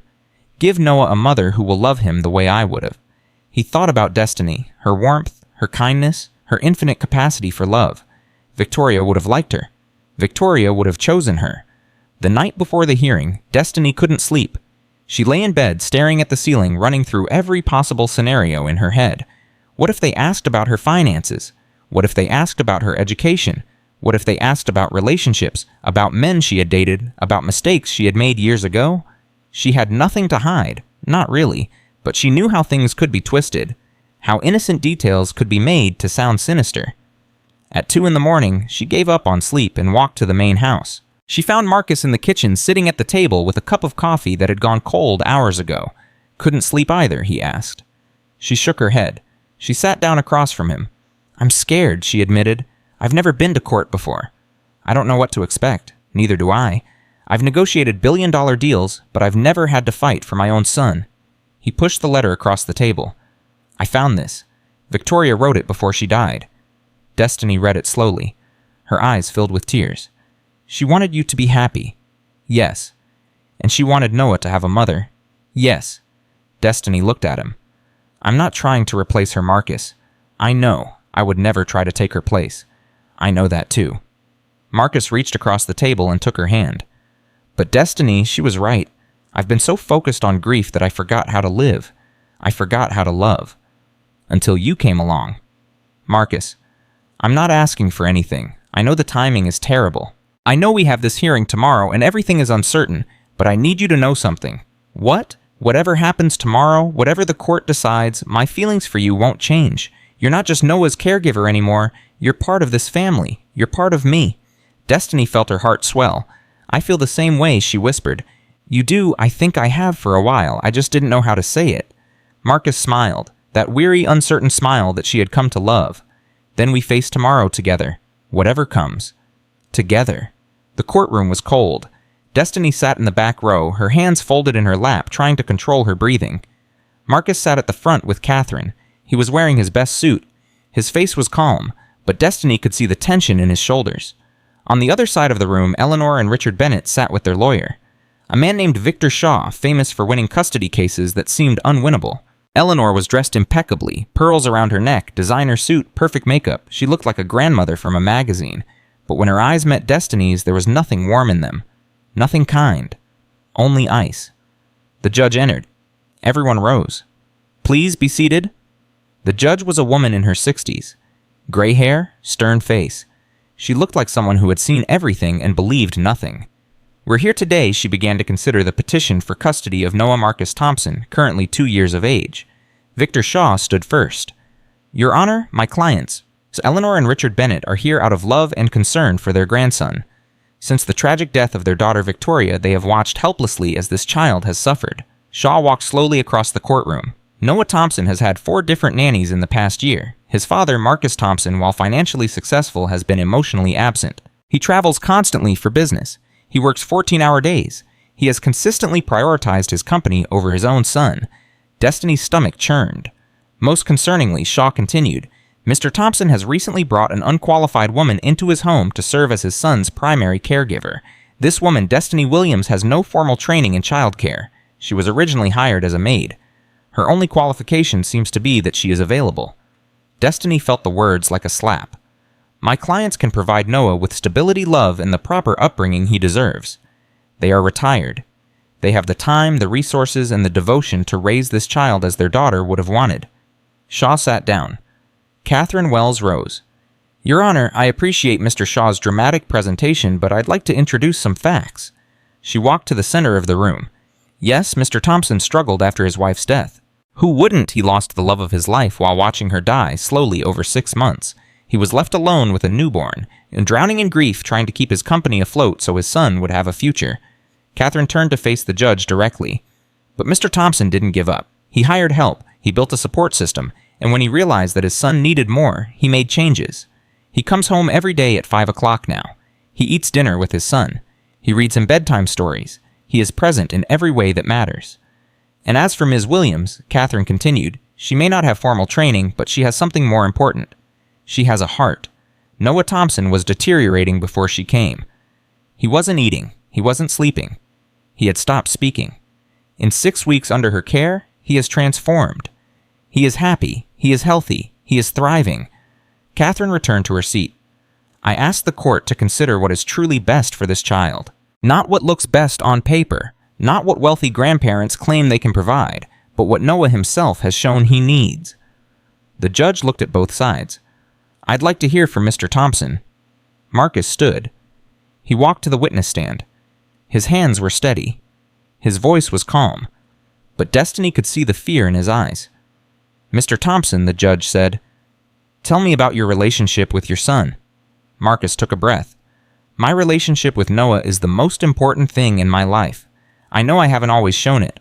After Victoria died, I didn't know how to be a father. I didn't know how to look at my son without seeing the woman I'd lost. So I hid. I worked. I let other people take care of him because I couldn't face my own grief. He paused. But I'm not hiding anymore. I'm here. I'm present. I'm trying every single day to be the father Noah deserves. And what about Ms. Williams? The judge asked.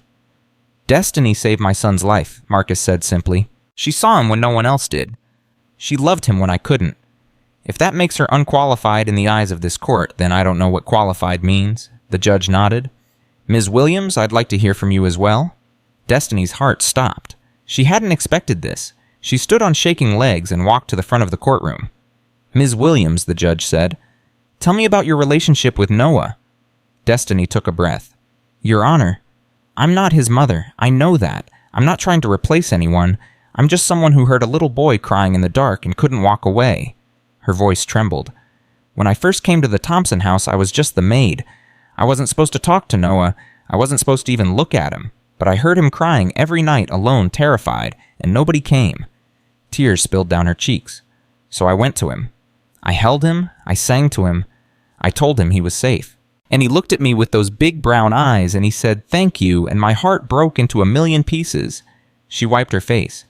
I don't have money. I don't have fancy degrees. I don't have anything except love. But I love that little boy like he's my own, and I will spend every day of my life protecting him, caring for him, being there for him. The judge was quiet for a long moment. Where does Noah belong, Ms. Williams? Destiny looked at Marcus, then at Eleanor. He belongs with his father, with someone who loves him, not with people who only showed up when they wanted to take something away. Eleanor's face went red with fury. The judge nodded. Thank you. You may sit down. Destiny walked back to her seat. Her legs almost gave out. The judge looked at Eleanor. Mrs. Bennett, I'd like to hear from you. Eleanor stood. She smoothed her jacket. She walked to the front with the confidence of someone who had never lost anything in her life. Your Honor, my daughter is dead. She died bringing that child into the world. And ever since I have watched her husband neglect him, ignore him, and now hand him over to a complete stranger. Her voice dripped with contempt. This woman, this Destiny Williams, has no business raising my grandson. She's a maid, a cleaning lady. She came from nothing, and she has nothing. The only reason she's here is because she saw an opportunity and she took it. Destiny felt the words like poison. My husband and I can give Noah everything, Eleanor continued. Stability, structure, a proper education, a proper upbringing. Everything his mother would have wanted. The judge interrupted. Mrs. Bennett, when was the last time you visited your grandson before filing this petition? Eleanor hesitated. I'm sorry. When was the last time you came to see Noah before this custody case began? Eleanor's composure flickered. We've been meaning to visit, but with our schedules. So you haven't visited at all. We've been in contact with the staff. We've kept informed. But you haven't actually seen your grandson in person. Eleanor's jaw tightened. No, not once since your daughter's funeral 14 months ago. Silence, the judge made a note. Thank you, Mrs. Bennet. You may sit down. Eleanor returned to her seat. Her face was stone, but Destiny saw something crack behind her eyes. The judge looked at both sides. I've heard enough. I'm going to recess for 30 minutes to consider my decision. She stood and left the room. The next 30 minutes were the longest of Destiny's life. She sat in the hallway with Marcus. Neither of them spoke. There was nothing to say. When they were finally called back into the courtroom, Destiny's heart was beating so hard she could hear it in her ears. The judge returned to her seat. I've made my decision. Destiny reached for Marcus's hand. He grabbed it and held on tight. Custody of Noah Marcus Thompson will remain with his father, Marcus Thompson. Destiny almost collapsed with relief. Marcus let out a breath he had been holding for weeks, but the judge wasn't finished. However, I am ordering monthly check-ins by a court-appointed social worker. I am also ordering that Mr. Thompson continue to demonstrate his involvement in his son's life. If at any point I receive evidence that Noah is not being properly cared for, I will revisit this decision. She looked at Marcus. Do you understand, Mr. Thompson? Yes, Your Honor. And Mrs. Bennet, the judge, turned to Eleanor. I would caution you to think carefully before pursuing any further action. Your grandson is thriving in his current environment. Your attempts to remove him would cause significant trauma. Eleanor's face was white with rage. This isn't over, she hissed. Mrs. Bennet, the judge, said sharply, if you continue to harass this family, I will issue a restraining order. Do I make myself clear? Eleanor said nothing. Court is adjourned. Outside the courthouse, Marcus pulled Destiny into his arms. We did it, he breathed. We actually did it. Destiny was crying, laughing, shaking. We won. We won. They held each other for a long moment. Then Marcus pulled back. His eyes found hers. Destiny. I need to tell you something. What I love you. The words hit her like sunlight. What I love you. I think I have for a while. I was just too scared to say it. Destiny's heart soared. I love you too. Marcus smiled. That full, real smile she had only seen a handful of times. Then let's go home, he said. Let's go tell Noah the good news. Yes? They walked down the courthouse steps together, hand in hand. Behind them, Eleanor Bennet watched from the shadows. Her eyes were cold. Her jaw was set. She pulled out her phone. This isn't over, she said to whoever answered. Find something else. I don't care what it costs. She hung up, and in her eyes there was nothing but vengeance. 3 months passed after the custody hearing. 3 months of peace. 3 months of healing. 3 months of something that felt almost like a dream. Noah was a different child now. He laughed every day. He ate everything Destiny put in front of him. He slept through the night without a single nightmare. And Marcus was a different man. He came home every evening at 5 o'clock sharp. He played with Noah before dinner. He read him stories before bed. He was present in a way he hadn't been since Victoria died. But more than that, he was happy. Destiny saw it in his eyes, the way the coldness had thawed, the way the emptiness had filled, the way he looked at her when he thought she wasn't watching. She felt it too. This warmth that had crept into her chest and refused to leave. This feeling of belonging she had never experienced before. She loved him. She knew that now. Loved him in a way that scared her and thrilled her and made her want to run away and stay forever all at the same time. And he loved her back. They hadn't talked about it since the courthouse, hadn't put words to it again, but it was there between them, growing stronger every day. One evening in late October, after Noah had gone to bed, Marcus found Destiny in the kitchen. Can I show you something? She looked up from the dishes she was washing. What is it? Come with me. He took her hand and led her through the house, up the stairs, down a hallway she had never been in before. They stopped in front of a closed door. I've never shown this to anyone, Marcus said quietly. Not since Victoria died. He opened the door. It was a room filled with photographs. Hundreds of them. Victoria and Marcus on their wedding day. Victoria pregnant. Victoria holding newborn Noah. Victoria laughing. Victoria crying. Victoria living. Destiny felt tears sting her eye. She was beautiful. She was everything Marcus said. For a long time, I thought I would never feel anything again. I thought I would spend the rest of my life in this room looking at these pictures, wishing I could go back. What changed you? Destiny turned to look at him. Marcus took both her hands in his. Victoria wrote me a letter before she died. She told me to find happiness again. She told me to fall in love again. She told me to give Noah a mother. Marcus. I didn't believe her. I didn't think it was possible, but then you came along and you proved me wrong. I'm not trying to replace her. I know. And you're not. You're not replacing anyone. You're creating something new, something different, something that's just ours." His eyes were shining. "I love you, Destiny. I love you in a way I didn't think I could love again, and I want to spend the rest of my life showing you how much." Destiny's heart was pounding. "Are you asking me what I think you're asking?" Marcus smiled. "Not yet. Not tonight. I want to do it properly. But I needed you to know. I needed you to understand that this isn't temporary. This isn't convenience. This is real." Destiny reached up and touched his face. "I love you too. I have loved you since the day you apologized to me. Since the day you became the man Noah needed. Since the day you looked at me and saw someone worth loving." Marcus pulled her close. He kissed her. It was their first real kiss. Soft, tender, full of promise. When they finally pulled apart, Destiny was crying. "Happy tears?" Marcus asked. "The happiest." They stood there for a long moment holding each other, surrounded by pictures of a woman who had loved them both. And somewhere Destiny was sure Victoria was smiling. 2 weeks later, Destiny brought her mother to the Thompson estate. Ruth Williams had never seen anything like it. She stood in the foyer, leaning on her walker, her eyes wide with wonder. "Lord have mercy, baby girl. You live here, I do now, Mama." Ruth shook her head slowly. "When you were little, I used to dream about giving you a better life. I used to imagine you living in a nice house with a good man and beautiful children. But I never imagined anything like this." Destiny hugged her mother. "You gave me everything I needed, Mama. You taught me how to love. You taught me how to work hard. You taught me how to never give up. Everything I have now is because of you." Ruth's eyes filled with tears. "I'm so proud of you, baby. So proud." A small voice interrupted them. "Is that Grace's mama?" They turned. Noah was standing in the doorway, clutching his teddy bear. "Yes, sweetheart," Destiny said. "This is my mama. Her name is Ruth." Noah walked over slowly. He looked up at Ruth with those big brown eyes. "Hi," he said shyly. Ruth smiled. Her whole face transformed. "Well, hello there, precious boy. Aren't you the most handsome little man I ever saw?" Noah giggled. "I'm Noah. Nice to meet you, Noah. I've heard so much about you. Grace talks about me all the time. She says you're the best boy in the whole world." Noah beamed.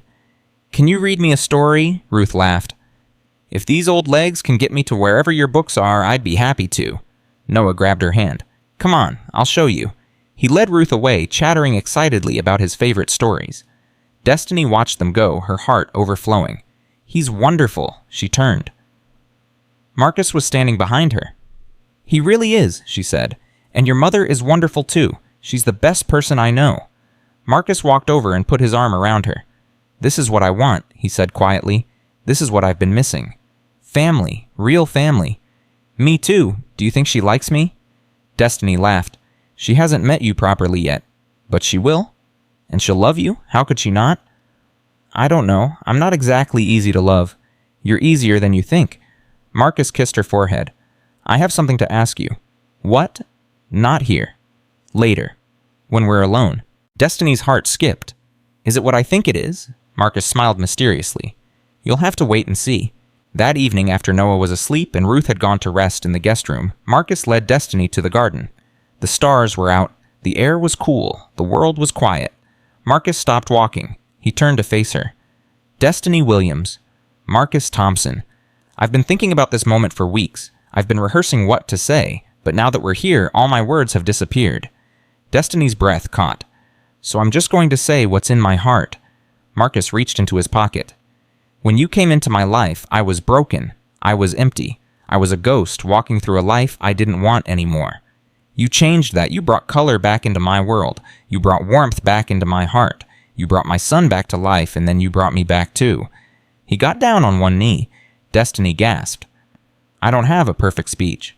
I don't have all the right words. I just have this ring that belonged to my grandmother and this question that I've been afraid to ask because I was terrified you might say no." He opened the box. Inside was a simple diamond ring. Elegant, beautiful, perfect. "Destiny Williams. Will you marry me?" Destiny couldn't breathe. She looked at this man, this beautiful, broken, healing man, who had transformed her life in ways she never thought possible. "Yes," she whispered. "What?" "Yes. Yes, I'll marry you." Marcus's face broke into the biggest smile she had ever seen. He slipped the ring onto her finger. He stood and pulled her into his arms. He spun her around, laughing, crying, holding her like he would never let go. "I love you," he said. "I love you too." They kissed under the stars. And for that one perfect moment, everything was right with the world. But perfect moments never last. The next morning, Destiny woke to the sound of her phone buzzing. She reached for it groggily. A text from an unknown number. She opened it. Her blood turned to ice. It was a photo of her, standing outside the courthouse, with a headline beneath it. "Billionaire's maid becomes Mistress Gold Digger or True Love." Destiny sat up. Her hands were shaking. She scrolled through her phone. Social media was exploding. News sites were running the story. Comments were pouring in from everywhere. "She's obviously using him for his money. Poor little rich boy got played by the help. What kind of man marries his maid? Pathetic." She saw herself everywhere. Pictures from the courthouse.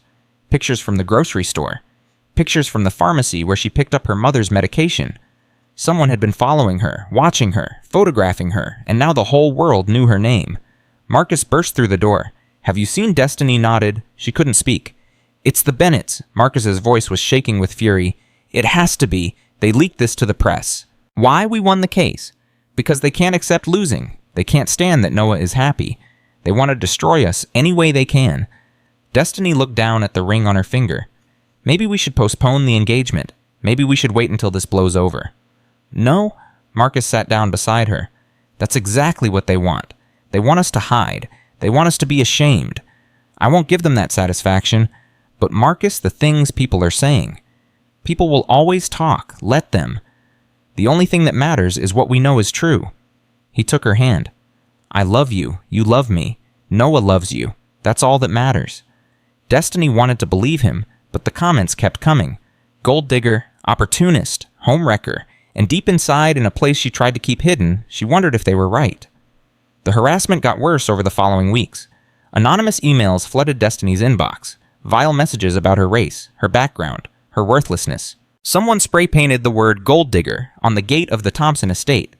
Photographers camped outside, waiting for any chance to catch her in an unflattering moment, and then the letters started arriving at her mother's apartment. Ruth called her in tears. "Baby girl, what's happening? Who are these people? What do you mean, Mama? Someone pushed a letter under my door. It says terrible things. Things I can't even repeat." Destiny felt rage bubbling up inside her. "Don't read any more, Mama. Throw them away. But who would do this?" "Why? Because I fell in love with a rich man. Because some people can't stand to see a black woman from Harlem find happiness. This isn't right, baby. This isn't fair. I know, Mama. I know." That night, Destiny found Marcus in his office staring at his computer. "What is it?" He turned the screen toward her. "Someone leaked our address, our real address. It's all over the internet." Destiny's heart stopped. "What does that mean?" "It means we're not safe anymore. It means anyone who wants to find us can find us." "Noah, I'm hiring security. 24 hours a day. No one gets in or out without clearance." "Marcus, this is insane. We're living like prisoners. I know, but I will not let anything happen to you or Noah. I will protect this family with my life if I have to." Destiny saw the fear in his eyes, the determination. She realized then how much he had changed. The cold, distant man who had fired her 4 months ago was gone. In his place was someone who would burn down the world to keep the people he loved safe. "We'll get through this," she said. "Together, together." But even as she said it, she wasn't sure she believed it. The twist came on a Tuesday afternoon. Destiny was in the kitchen preparing Noah's lunch when her phone rang. "Hello, Ms. Williams. This is Detective Sarah Chen from the New York Police Department. I need you to come down to the station." Destiny's stomach dropped. "Why? What's wrong? We've received a complaint against you. I can't discuss details over the phone." "Can you come in today? A complaint? What kind of complaint, ma'am? I really need you to come to the station." Destiny's mind was racing. "I'll be there in an hour." She hung up. Her hands were shaking. What could this possibly be about? She called Marcus immediately. "I'll come with you," he said. "No, stay with Noah. I don't want him to see us panicking." "Destiny, I'm not letting you face this alone. I'll be fine. I just need to find out what's going on. Call me the second you know anything. I will." At the police station, Detective Chen led Destiny into a small interview room. "Please sit down, Ms. Williams." Destiny sat. "Am I in trouble? That depends on how you answer some questions." The detective placed a folder on the table. "Do you know a woman named Margaret Porter?" Destiny searched her memory. "No, I've never heard that name." "She claims you assaulted her outside a grocery store 3 weeks ago. What?" That's insane. I've never assaulted anyone in my life. She says you pushed her to the ground and threatened her. Destiny felt the room spinning. That's a lie. A complete lie. She has a witness who corroborates her story. Then they're both lying. This never happened. Detective Chen studied her for a long moment. Ms. Williams, I have to be honest with you. This whole thing feels strange to me. The timing, the details, the fact that this Margaret Porter has connections to the Bennett family. Destiny's blood ran cold. The Bennetts. Eleanor Bennett is her sister-in-law. Destiny put her head in her hands. They're framing me. They're trying to get me arrested so I'll be taken away from Noah. That's my suspicion as well. But I need evidence. Without proof that this complaint is fraudulent, I have to investigate. What do I do? Get a lawyer, a good one, and be very careful who you trust. Destiny left the police station feeling like the ground was crumbling beneath her feet. She called Marcus. He listened to everything. Then he said one word, Catherine. Their lawyer? She knows people, criminal defense attorneys. We're getting you the best representation money can buy. Marcus, I didn't do this. I didn't assault anyone. I know. I believe you completely. We're going to prove it. But what if we can't? What if they've set this up perfectly? What if I go to jail? You're not going to jail? I won't let that happen. You can't control everything. Watch me. That night after Noah was asleep, Marcus and Destiny sat together in the living room. Neither of them spoke for a long time. Finally, Destiny broke the silence. Maybe this is a sign. What do you mean, maybe I'm not supposed to be here? Maybe I'm bringing too much trouble into your life. Don't say that. Marcus, look at what's happening. The press, the harassment, now a false assault charge. All of this is because of me. All of this because of the Bennetts. Not because of you, but if I wasn't here, they wouldn't have ammunition. If you weren't here, I would be lost. Noah would be lost. You are the best thing that ever happened to this family.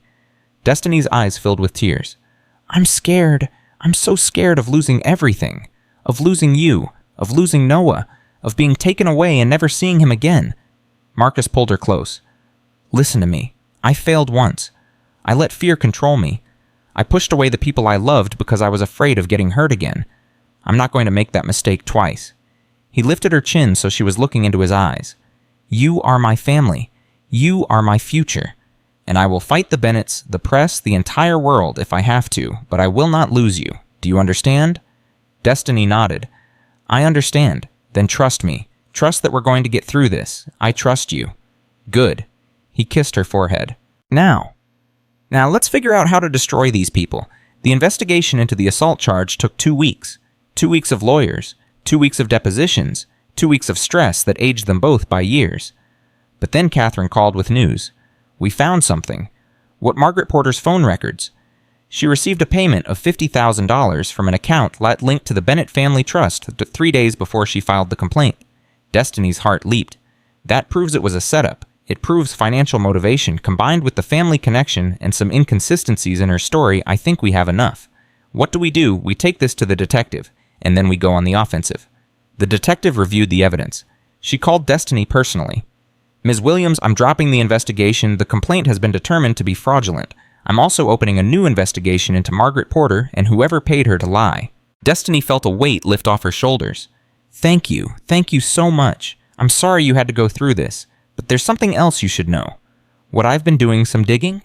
The Bennetts have been planning this for months. The press leaks the harassment, the assault charge. It's all part of a coordinated campaign to destroy your reputation and take Noah away. Why are you telling me this? Because I have a daughter, and if anyone tried to take her away from me with lies and money, I would want to know the truth. Is there anything we can do? Document everything. Save every email, every letter, every piece of evidence, and consider filing a civil suit for harassment. We will. Thank you, Detective. Good luck, Miss Williams. That evening, Marcus gathered his legal team. I want to sue the Bennetts, he said. For harassment, for conspiracy, for emotional distress, for everything we can possibly claim. Catherine nodded. We'll start preparing the case immediately. I want them to pay for what they've done, not just financially. I want the world to know what kind of people they really are. Are you sure about this? Going public could bring more attention. I don't care about attention. I care about protecting my family, and the best way to do that is to expose the truth. Destiny watched him from across the room. This was the man she loved, not the cold billionaire, not the absent father. This man, this warrior. She walked over and took his hand. Whatever happens, she said, we do this together. Marcus squeezed her hand. Together. The lawsuit was filed 2 days later. The news exploded. Billionaire sues in-laws for harassment campaign against fiancé. The story was everywhere. Every news outlet, every social media platform, every talk show. But this time, the narrative was different. People started to see the truth. Those poor people. Can you imagine being targeted like that? The Bennetts are monsters. How could they do this to their own grandson's family? Destiny seems like such a kind woman. She doesn't deserve this. The tide was turning. Eleanor and Richard Bennett released a statement denying all allegations. No one believed them. Their lawyers tried to get the case dismissed. The judge refused. Slowly, methodically, the truth came out. The payments to Margaret Porter, the coordination with the tabloids, the private investigator who had been following Destiny for months. Everything was exposed. The Bennett's reputation crumbled. Their friends distanced themselves. Their social standing collapsed. They became pariahs in the community they had once dominated, and then on a gray morning in December, Eleanor Bennett made a phone call. She called Marcus. We need to talk. I have nothing to say to you. Please, it's important. Silence. Fine, you have 5 minutes. They met at a coffee shop in Manhattan. Neutral territory. Eleanor looked different. Older. Smaller. The arrogance that had once defined her was gone. I came to apologize. Marcus stared at her. You expect me to believe that I don't expect anything, but I need to say it anyway. She folded her hands on the table. I've spent 14 months trying to destroy you, trying to take Noah, trying to punish you for surviving when my daughter didn't. Her voice cracked. But I was wrong. I see that now. Noah is happy. He's healthy. He's loved. That's all Victoria ever wanted for him. Why the change of heart? Because I went to see a therapist, someone Victoria recommended years ago. I finally admitted that I've been using anger to avoid feeling grief. Tears slid down her cheeks. I miss her so much, every day, and I thought if I could just control Noah, if I could just have some piece of her back, the pain would stop. But it didn't. It just got worse. Marcus didn't know what to say. I'm dropping the civil defense? Eleanor continued. I'm telling my lawyers to settle. Whatever you want. It's yours. I don't want your money. Then what do you want? I want you to leave my family alone. I want you to never contact us again. I want Noah to grow up without your poison in his life. Eleanor flinched. But what? But if you're serious about changing, if you really want to be different, then maybe someday, years from now, we can talk about you having a relationship with your grandson. A supervised one. On our terms. Eleanor's eyes widened. You would do that for Noah. He should know where he came from. He should know about Victoria. And whether I like it or not, you're part of that story. Eleanor wiped her eyes. Thank you. Don't thank me yet. You have a long way to go to earn our trust. I know I do. She stood. Tell Destiny I'm sorry. For everything. Tell her yourself. Someday. Eleanor nodded. She walked out of the coffee shop. Marcus sat alone for a long moment. Then he pulled out his phone. He called Destiny. It's over. It's really over. What happened? I'll tell you everything when I get home. Is everything okay? Everything is more than okay. Everything is perfect. He hung up. He looked out the window at the gray December sky. For the first time in 14 months, he felt free. That night, Marcus came home to find Destiny and Noah in the living room building a tower out of blocks. Daddy's home, Noah shouted. He jumped up and ran to Marcus. Marcus scooped him up and held him tight. Hey, buddy, what are you building a castle? For Grace. She's going to be a princess. Destiny laughed. He's been planning this all day. Marcus set Noah down and walked over to her. He pulled her into his arms. Eleanor surrendered, he said quietly. What? She apologized. She's dropping everything. It's over. Destiny's eyes filled with tears. Really? It's really over. It's really over. She buried her face in his chest. He held her while she cried. Noah tugged on Marcus's pants. Why is Grace crying happy tears, buddy? Grace is crying happy tears. Oh. Noah thought about this. Then he hugged Destiny's legs. Don't cry, Grace. I love you. Destiny knelt down and hugged him back. I love you too, sweet boy. So much. Marcus watched them. His family, his heart, his home. And for the first time since Victoria died, he believed in forever. The wedding was set for Valentine's Day. 6 months after Destiny first walked into the Thompson estate as a maid. 6 months after she heard a little boy crying in the dark and couldn't walk away. 6 months after everything changed. Destiny stood in front of the mirror in the bridal suite staring at her reflection. The dress was simple, elegant, white silk that flowed like water. Nothing too fancy, nothing too extravagant, just her. She barely recognized herself. A knock on the door. Baby girl. Ruth Williams shuffled in leaning on her walker, but moving stronger than she had in years. The new medication was working. The constant care was working. For the first time in a decade, Ruth looked like herself again. Oh, baby. Ruth's eyes filled with tears. Look at you. Do I look okay? Okay, Ruth laughed through her tears. You look like an angel, like something out of a dream. Destiny felt her own eyes burn. I never thought this would happen, Mama. I never thought I'd have any of this. Ruth walked closer. She took Destiny's hands in hers. Listen to me. You deserve every single thing that's happening to you. Every blessing, every joy, every moment of happiness. You earned it with your kindness, with your courage, with your beautiful heart. Mama, I spent so many years watching you sacrifice, watching you work yourself to the bone for me, watching you put your own dreams aside, and I prayed every single night that God would give you something back, that He would show you how special you are. Ruth squeezed her hands. He answered my prayers, baby. He gave you Marcus. He gave you Noah. He gave you a family. Destiny pulled her mother into a hug. You're my family too, Mama. You always will be. I know, baby. I know. They held each other for a long moment. Then Ruth pulled back and wiped her eyes. Now stop making me cry. I spent an hour on this makeup. Destiny laughed. For the first time all day, the nervousness melted away. She was ready. The ceremony was held in the garden of the Thompson estate. 300 guests, flowers everywhere, music floating through the air. But Destiny didn't see any of it. She only saw Marcus. He was standing at the altar wearing a dark suit, watching her walk toward him. His eyes were shining. His hands were clasped in front of him. He looked like a man who had finally found his way home. Noah walked beside Destiny, carrying the rings on a small pillow. He was wearing a tiny tuxedo, his curly hair combed neatly, his face serious with concentration. Don't drop them, he whispered to himself. Don't drop them. Destiny smiled. This was her family. This was her life. She reached the altar. Marcus took her hands. Hi, he whispered. Hi. You look incredible. You don't look so bad yourself. The officiant cleared his throat. Dearly beloved, we are gathered here today to witness the union of Marcus James Thompson and Destiny Ruth Williams. Destiny's heart was pounding. She looked at Marcus. He looked at her. The rest of the world disappeared. Marcus, the officiant, said, You may speak your vows. Marcus took a breath. Destiny. 9 months ago, I was a broken man. I had lost my wife. I had lost my way. I had lost my ability to love. I was living in darkness, and I didn't think I would ever see light again. His voice cracked. Then you came.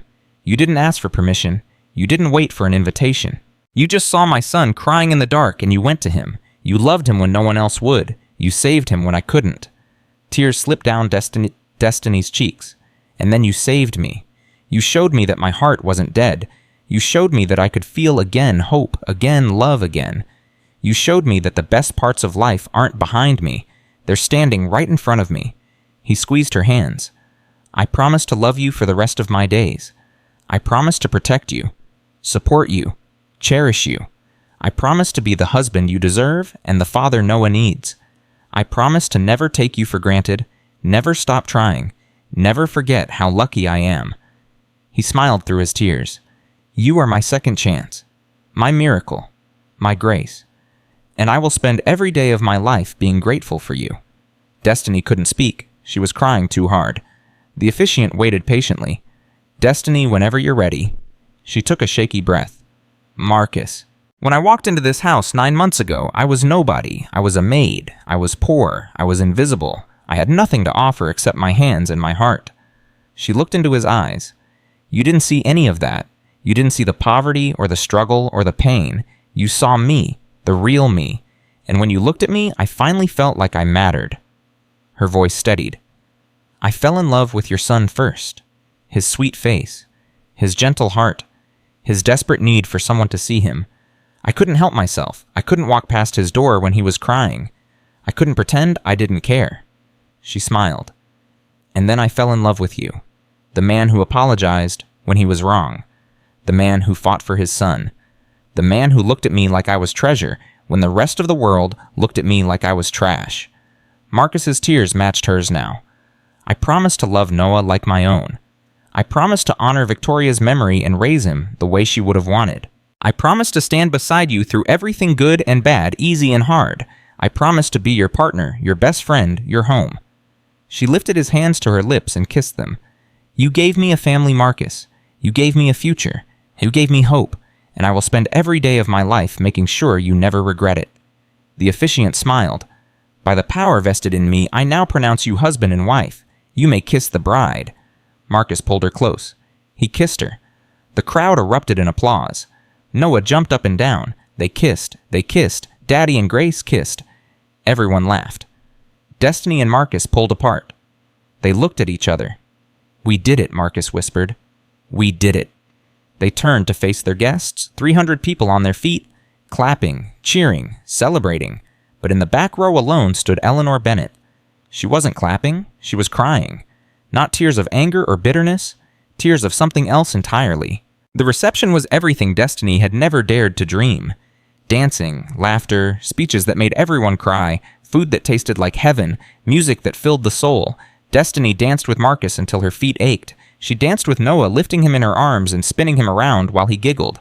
She danced with her mother, slowly, carefully, both of them crying. And then in the middle of it all, someone tapped her shoulder. She turned. Eleanor Bennett stood there. Destiny's guard went up immediately. "What do you want?" Eleanor's face was pale. Her eyes were red. "I just wanted to say something, then I'll go." Destiny crossed her arms. "Say it." Eleanor took a breath. "I was wrong about you. I was wrong about everything. I spent months trying to destroy you because I was angry and grieving and looking for someone to blame." Her voice trembled. "But watching you today, watching you with Noah, watching you with Marcus, I finally understand.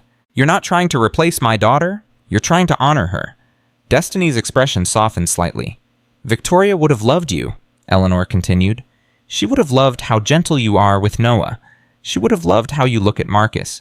She would have loved that her son has someone who cares for him the way you do." Eleanor wiped her eyes.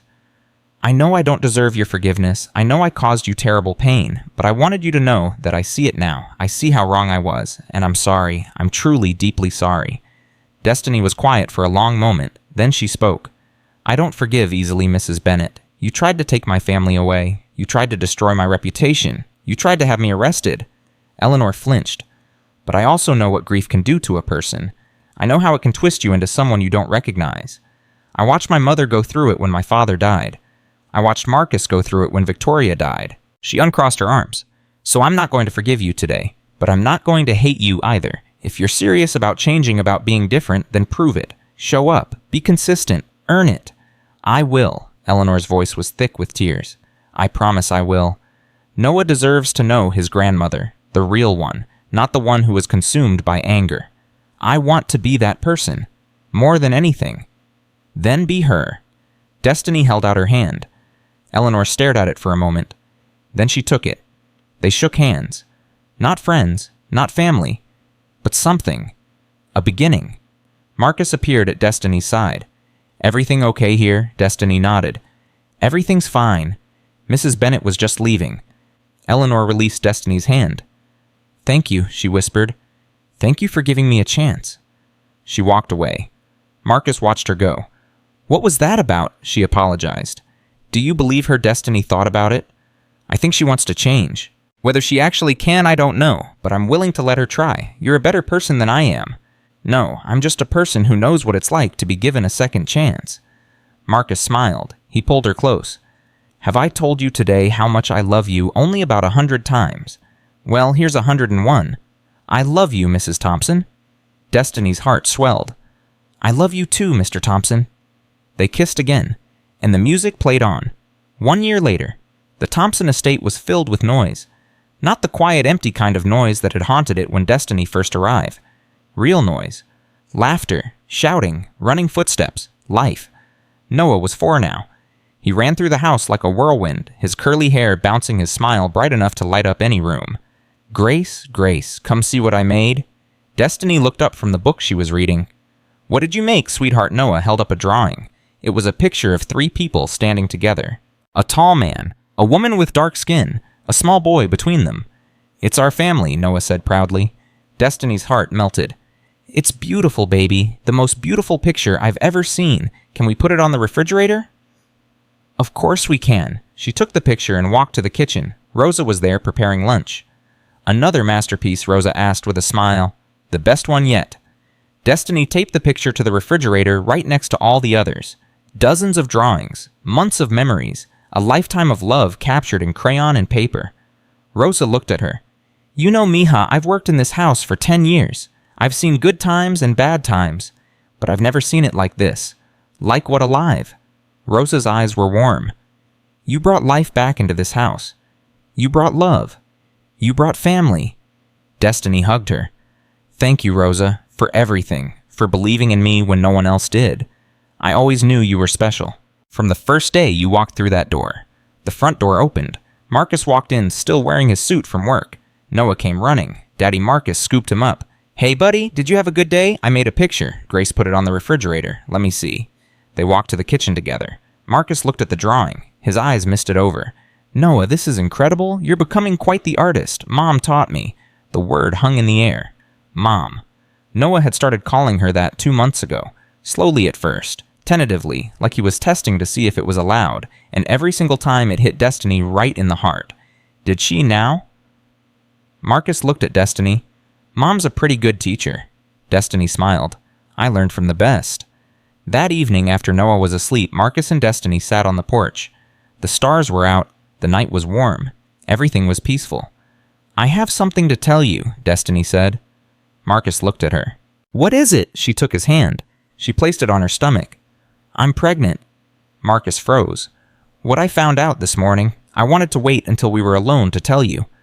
Marcus stared at her. His face went through 1,000 emotions in a single second. "You're pregnant." "Yes. We're having a baby." "Yes. A baby." "Marcus." He pulled her into his arms. He held her so tight she could barely breathe. "Oh my God," he whispered. "Oh my God. Destiny. Are you happy?" He pulled back. His face was wet with tears. "Happy doesn't even begin to cover it. I'm overwhelmed. I'm terrified. I'm the happiest I've ever been in my entire life." Destiny laughed through her own tears. "Me too. Noah's going to be a big brother. He's going to be so excited." "When can we tell him tomorrow? I wanted you to know first." Marcus kissed her, long and deep and full of wonder. "I love you," he said against her lips. "I love you too." "How far along are you? 8 weeks?" 8 weeks. Marcus shook his head. "Our whole life is about to change." "Is that okay?" "It's more than okay. It's everything."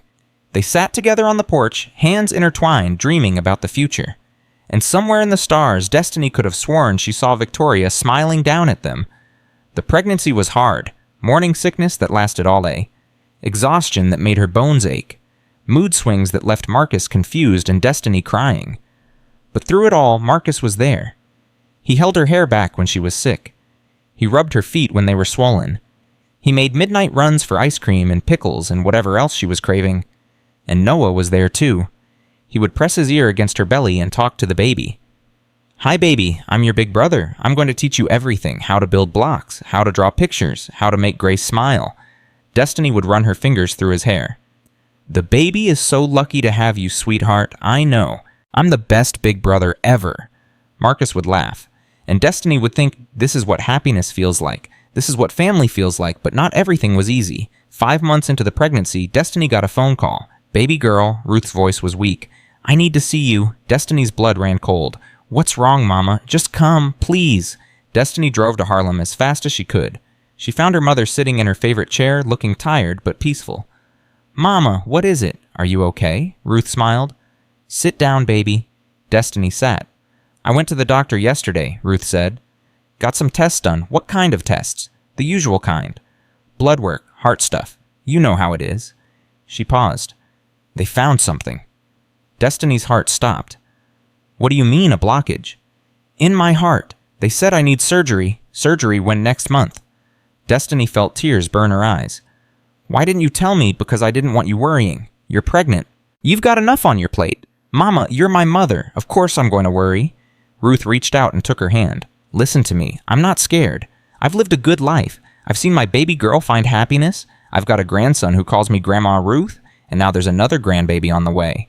She squeezed Destiny's hand. "Whatever happens, I'm at peace." Don't talk like that. You're going to be fine. The surgery is going to work. I hope so, baby, but if it doesn't, I need you to know something. Mama, you are the strongest person I've ever known. You took care of me when you should have been living your own life. You sacrificed everything, and now look at you." Ruth's eyes were shining. "You're happy, you're loved, you have a family of your own. That's all I ever wanted for you, and no matter what happens to me, that can never be taken away." Destiny was crying now. "I'm not ready to lose you, Mama. You're not going to lose me, baby. I'm going to fight. I've got too much to live for now. Promise me, I promise." They held each other for a long time. Two mothers, two women who had survived everything life threw at them. Together, the surgery was scheduled for the first week of December. Marcus insisted on paying for the best cardiac surgeon in the country. He flew Ruth to the best hospital. He made sure she had a private room and round-the-clock care. The night before the surgery, Destiny sat by her mother's bed. "You don't have to stay all night," Ruth said. "Yes, I do. Baby girl, you're 7 months pregnant. You need your rest. I'm not leaving you." Ruth smiled. "Stubborn, just like your father." Destiny felt tears prick her eyes. "Tell me about him, Mama. I want to hear the stories again." Ruth's face softened. "Your father was the best man I ever knew. Hard worker, kind heart. He used to sing to you when you were a baby, old gospel songs. You'd fall asleep in his arms every time. I wish I remembered more. You were so young when he died, but he's still with you, baby. Every time you help someone, every time you show kindness, every time you love without expecting anything back. That's him." Destiny wiped her eyes.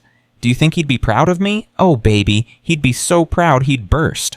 I can just see him up in heaven bragging to everyone about his little girl." Destiny laughed through her tears. "I love you, Mama. I love you too, baby, more than you'll ever know." The surgery lasted 6 hours. Destiny sat in the waiting room with Marcus and Noah. She couldn't eat. She couldn't sleep. She could barely breathe. Every minute felt like an eternity. Finally, the surgeon came out. Destiny jumped to her feet. "How is she?" The surgeon smiled. "She's going to be fine. The surgery was successful. We removed the blockage and repaired the damage. She'll need time to recover, but I expect a full recovery." Destiny's knees buckled. Marcus caught her. "She's okay," he said. "She's okay." Destiny was sobbing. "Thank you," she said to the surgeon. "Thank you so much. She's a fighter," the surgeon said. "Toughest patient I've had in years. That's my mama." 2 months later, the baby came. It happened fast. One moment Destiny was eating dinner, the next she was doubled over in pain. "Marcus," she gasped. "It's time." "Now, but you're not due for another week. Tell that to the baby." They rushed to the hospital. Noah stayed with Rosa. Marcus held Destiny's hand through every contraction, every scream, every push. "You're doing amazing," he kept saying. "You're so strong. I'm so proud of you. Easy for you to say," Destiny gritted out. "You're not the one giving birth." "I know. I'm sorry. Just keep pushing." 8 hours later, at 3:47 in the morning, their daughter was born. She was perfect. Tiny fingers, tiny toes, a full head of dark curly hair, eyes that looked like Marcus, skin that looked like Destiny. She was everything. The nurse placed her in Destiny's arms. "Congratulations. She's beautiful." Destiny looked down at her daughter, at this miracle she had created, at this life she had brought into the world. "Hi, baby," she whispered. "I'm your mama." The baby opened her eyes and looked right at her. Destiny started crying. "She's perfect," Marcus said, tears streaming down his face. "Absolutely perfect. What are we going to name her?" They had talked about it for months, debated, discussed, never decided, but now, holding her daughter, Destiny knew. "Victoria," she said. Marcus's breath caught. "What I want to name her Victoria, after the woman who made all of this possible, the woman who gave Noah life, the woman who wrote that letter telling you to find love again." Marcus was crying harder now. "Are you sure?" "I'm sure." "She deserves to be remembered, and this way she'll always be part of our family." Marcus kissed her forehead. "Victoria Ruth Thompson," he said, "after both the women who made us who we are." Destiny smiled. Victoria Ruth. It was perfect. 2 days later, Noah met his sister for the first time. He walked into the hospital room slowly, his eyes wide, his mouth open. "Is that her?" "That's her," Destiny said. "Come meet your sister." Noah climbed onto the bed. He looked at the tiny bundle in Destiny's arms. "She's so small. She's brand new. What's her name? Victoria Ruth." Noah thought about that. Like Daddy's first wife. "Yes. We named her to honor her memory." Noah nodded seriously. "That's nice. I think she would have liked that." Destiny felt tears in her eyes. "I think so too." Noah reached out and touched Victoria's tiny hand. "Hi, Victoria. I'm Noah. I'm your big brother." The baby stirred. Her tiny fingers wrapped around Noah's. "She likes me." Noah's face lit up. "Look, she's holding my hand." "She loves you already," Marcus said. "I love her too. I'm going to protect her forever." Destiny looked at her family, her husband, her son, her daughter. She thought about everything that had led to this moment. The poverty, the struggle, the night she walked into the Thompson estate as a maid, the sound of a little boy crying in the dark, the moment she decided to break all the rules and go to him. If she hadn't done that, none of this would exist. None of this would be possible. Sometimes the biggest blessings come from the smallest choices. 5 years later. The Thompson estate was fuller than it had ever been. Noah was 9 now, tall and handsome, the spitting image of his father, but with Victoria's kind eyes. He was doing well in school, making friends, learning to play piano. Little Victoria was 5, a whirlwind of energy and mischief. She had Destiny's smile and Marcus's stubbornness. She ran everywhere, laughed at everything, and loved her big brother with a fierceness that made everyone smile. Ruth Williams lived in the guest cottage now. She was 73, slower than she used to be, but healthy, strong. Present for every birthday, every holiday, every ordinary Tuesday that turned into a memory. And Eleanor Bennett, she had changed. It hadn't happened overnight. There had been setbacks, arguments, moments when Destiny wondered if she had made a mistake letting her back into their lives. But slowly, year by year, Eleanor had proven herself. She came to birthday parties and behaved. She sent gifts that were thoughtful, not extravagant. She asked about Noah's school and actually listened to the answers. She apologized to Destiny at least once a year unprompted, like she was afraid she might forget how much she owed. She became a grandmother.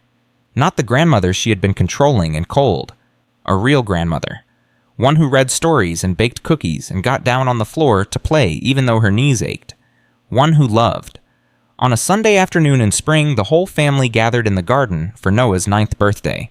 Marcus manned the grill pretending to know what he was doing. Noah ran around with his friends playing games, being a kid. Little Victoria followed her grandmother Ruth around collecting flowers for a bouquet. Eleanor sat with Destiny on the porch watching it all. "I never thought I'd have this," Eleanor said quietly. "Have what this? Peace, family, a second chance?" Destiny looked at her. "People can change, Mrs. Bennett. You proved that. Only because you let me. You could have shut me out forever. You had every right. But then Noah wouldn't have known his grandmother, and Victoria wouldn't have an extra person to spoil her rotten." Eleanor laughed. It was a warm sound. Real. "Thank you, Destiny. For everything. For forgiving me. For teaching me. For showing me what it means to truly love a family." Destiny smiled. "Thank you for fighting for it. That's all I ever asked." They sat together watching the party unfold. 2 women who had started as enemies. Now something like friends. Marcus walked over holding a plate of burned hamburgers. "Anyone hungry?" Destiny laughed.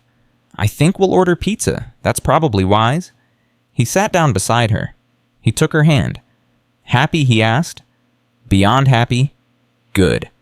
Because I have one more surprise." "What?" Marcus pulled an envelope from his pocket. "The board approved it today. I'm stepping back from the company. Reduced hours. More time at home." Destiny stared at him. "Are you serious?" "Dead serious. I missed too much of Noah's early years. I'm not making that mistake with Victoria, and I want to be here for you. Really here. Marcus, I've spent my whole life building things. Companies, wealth, empires. But none of it matters as much as this. You, the kids, this family. This is what I want to build now." Destiny kissed him. "I love you too. Always have. Always will." That night after the party was over and the kids were asleep, Destiny stood in Noah's room. He was 9 years old now, but she still came to check on him every night. Old habits. She looked down at this boy who had changed her life. This boy who had cried in the dark and reached for her. This boy who had called her Grace and made her feel like someone worth loving. "Good night, sweet boy," she whispered. She kissed his forehead. Noah stirred. "Mom." "Yeah, baby. Thank you. For what? For coming back. That night when Dad fired you. You could have stayed away, but you came back." Destiny felt tears prick her eyes. "I couldn't stay away, baby. I loved you too much." "I know," Noah smiled sleepily. "That's why you're the best mom ever." He rolled over and fell back asleep. Destiny stood there, sir, for a long moment, tears streaming down her face. Not sad tears, happy tears, the happiest tears in the world. She walked out of his room and found Marcus waiting in the hallway. "Everything okay?" "Everything is perfect." He wrapped his arms around her. They stood there together. Husband and wife. Partners. Best friends. Family. She thought about everything that had led them here. Every struggle, every tear, every moment of doubt. It had all been worth it. Every single second. Because in the end, love wins. Not the kind of love you find in fairy tales. The real kind. The kind that shows up when things are hard. The kind that fights when everything seems lost. The kind that chooses to stay even when walking away would be easier. Destiny Williams had started her life with nothing. A tiny apartment, a sick mother, $47 on a kitchen table. Now she had everything. Not because of money, not because of a mansion, but because she had learned the most important lesson of all. Sometimes the greatest act of courage is simply choosing to love when the world tells you not to. And sometimes when you do that, miracles happen. Real family isn't defined by blood or titles. It's defined by who shows up when things are hard. Who stays when others leave. Who loves when it's difficult. Destiny Williams. Thompson showed them all about what that really meant. And she would keep showing them every single day for the rest of her life. Because that's what love does. It shows up. It stays. It never gives up. And in the end, that's the only thing that matters.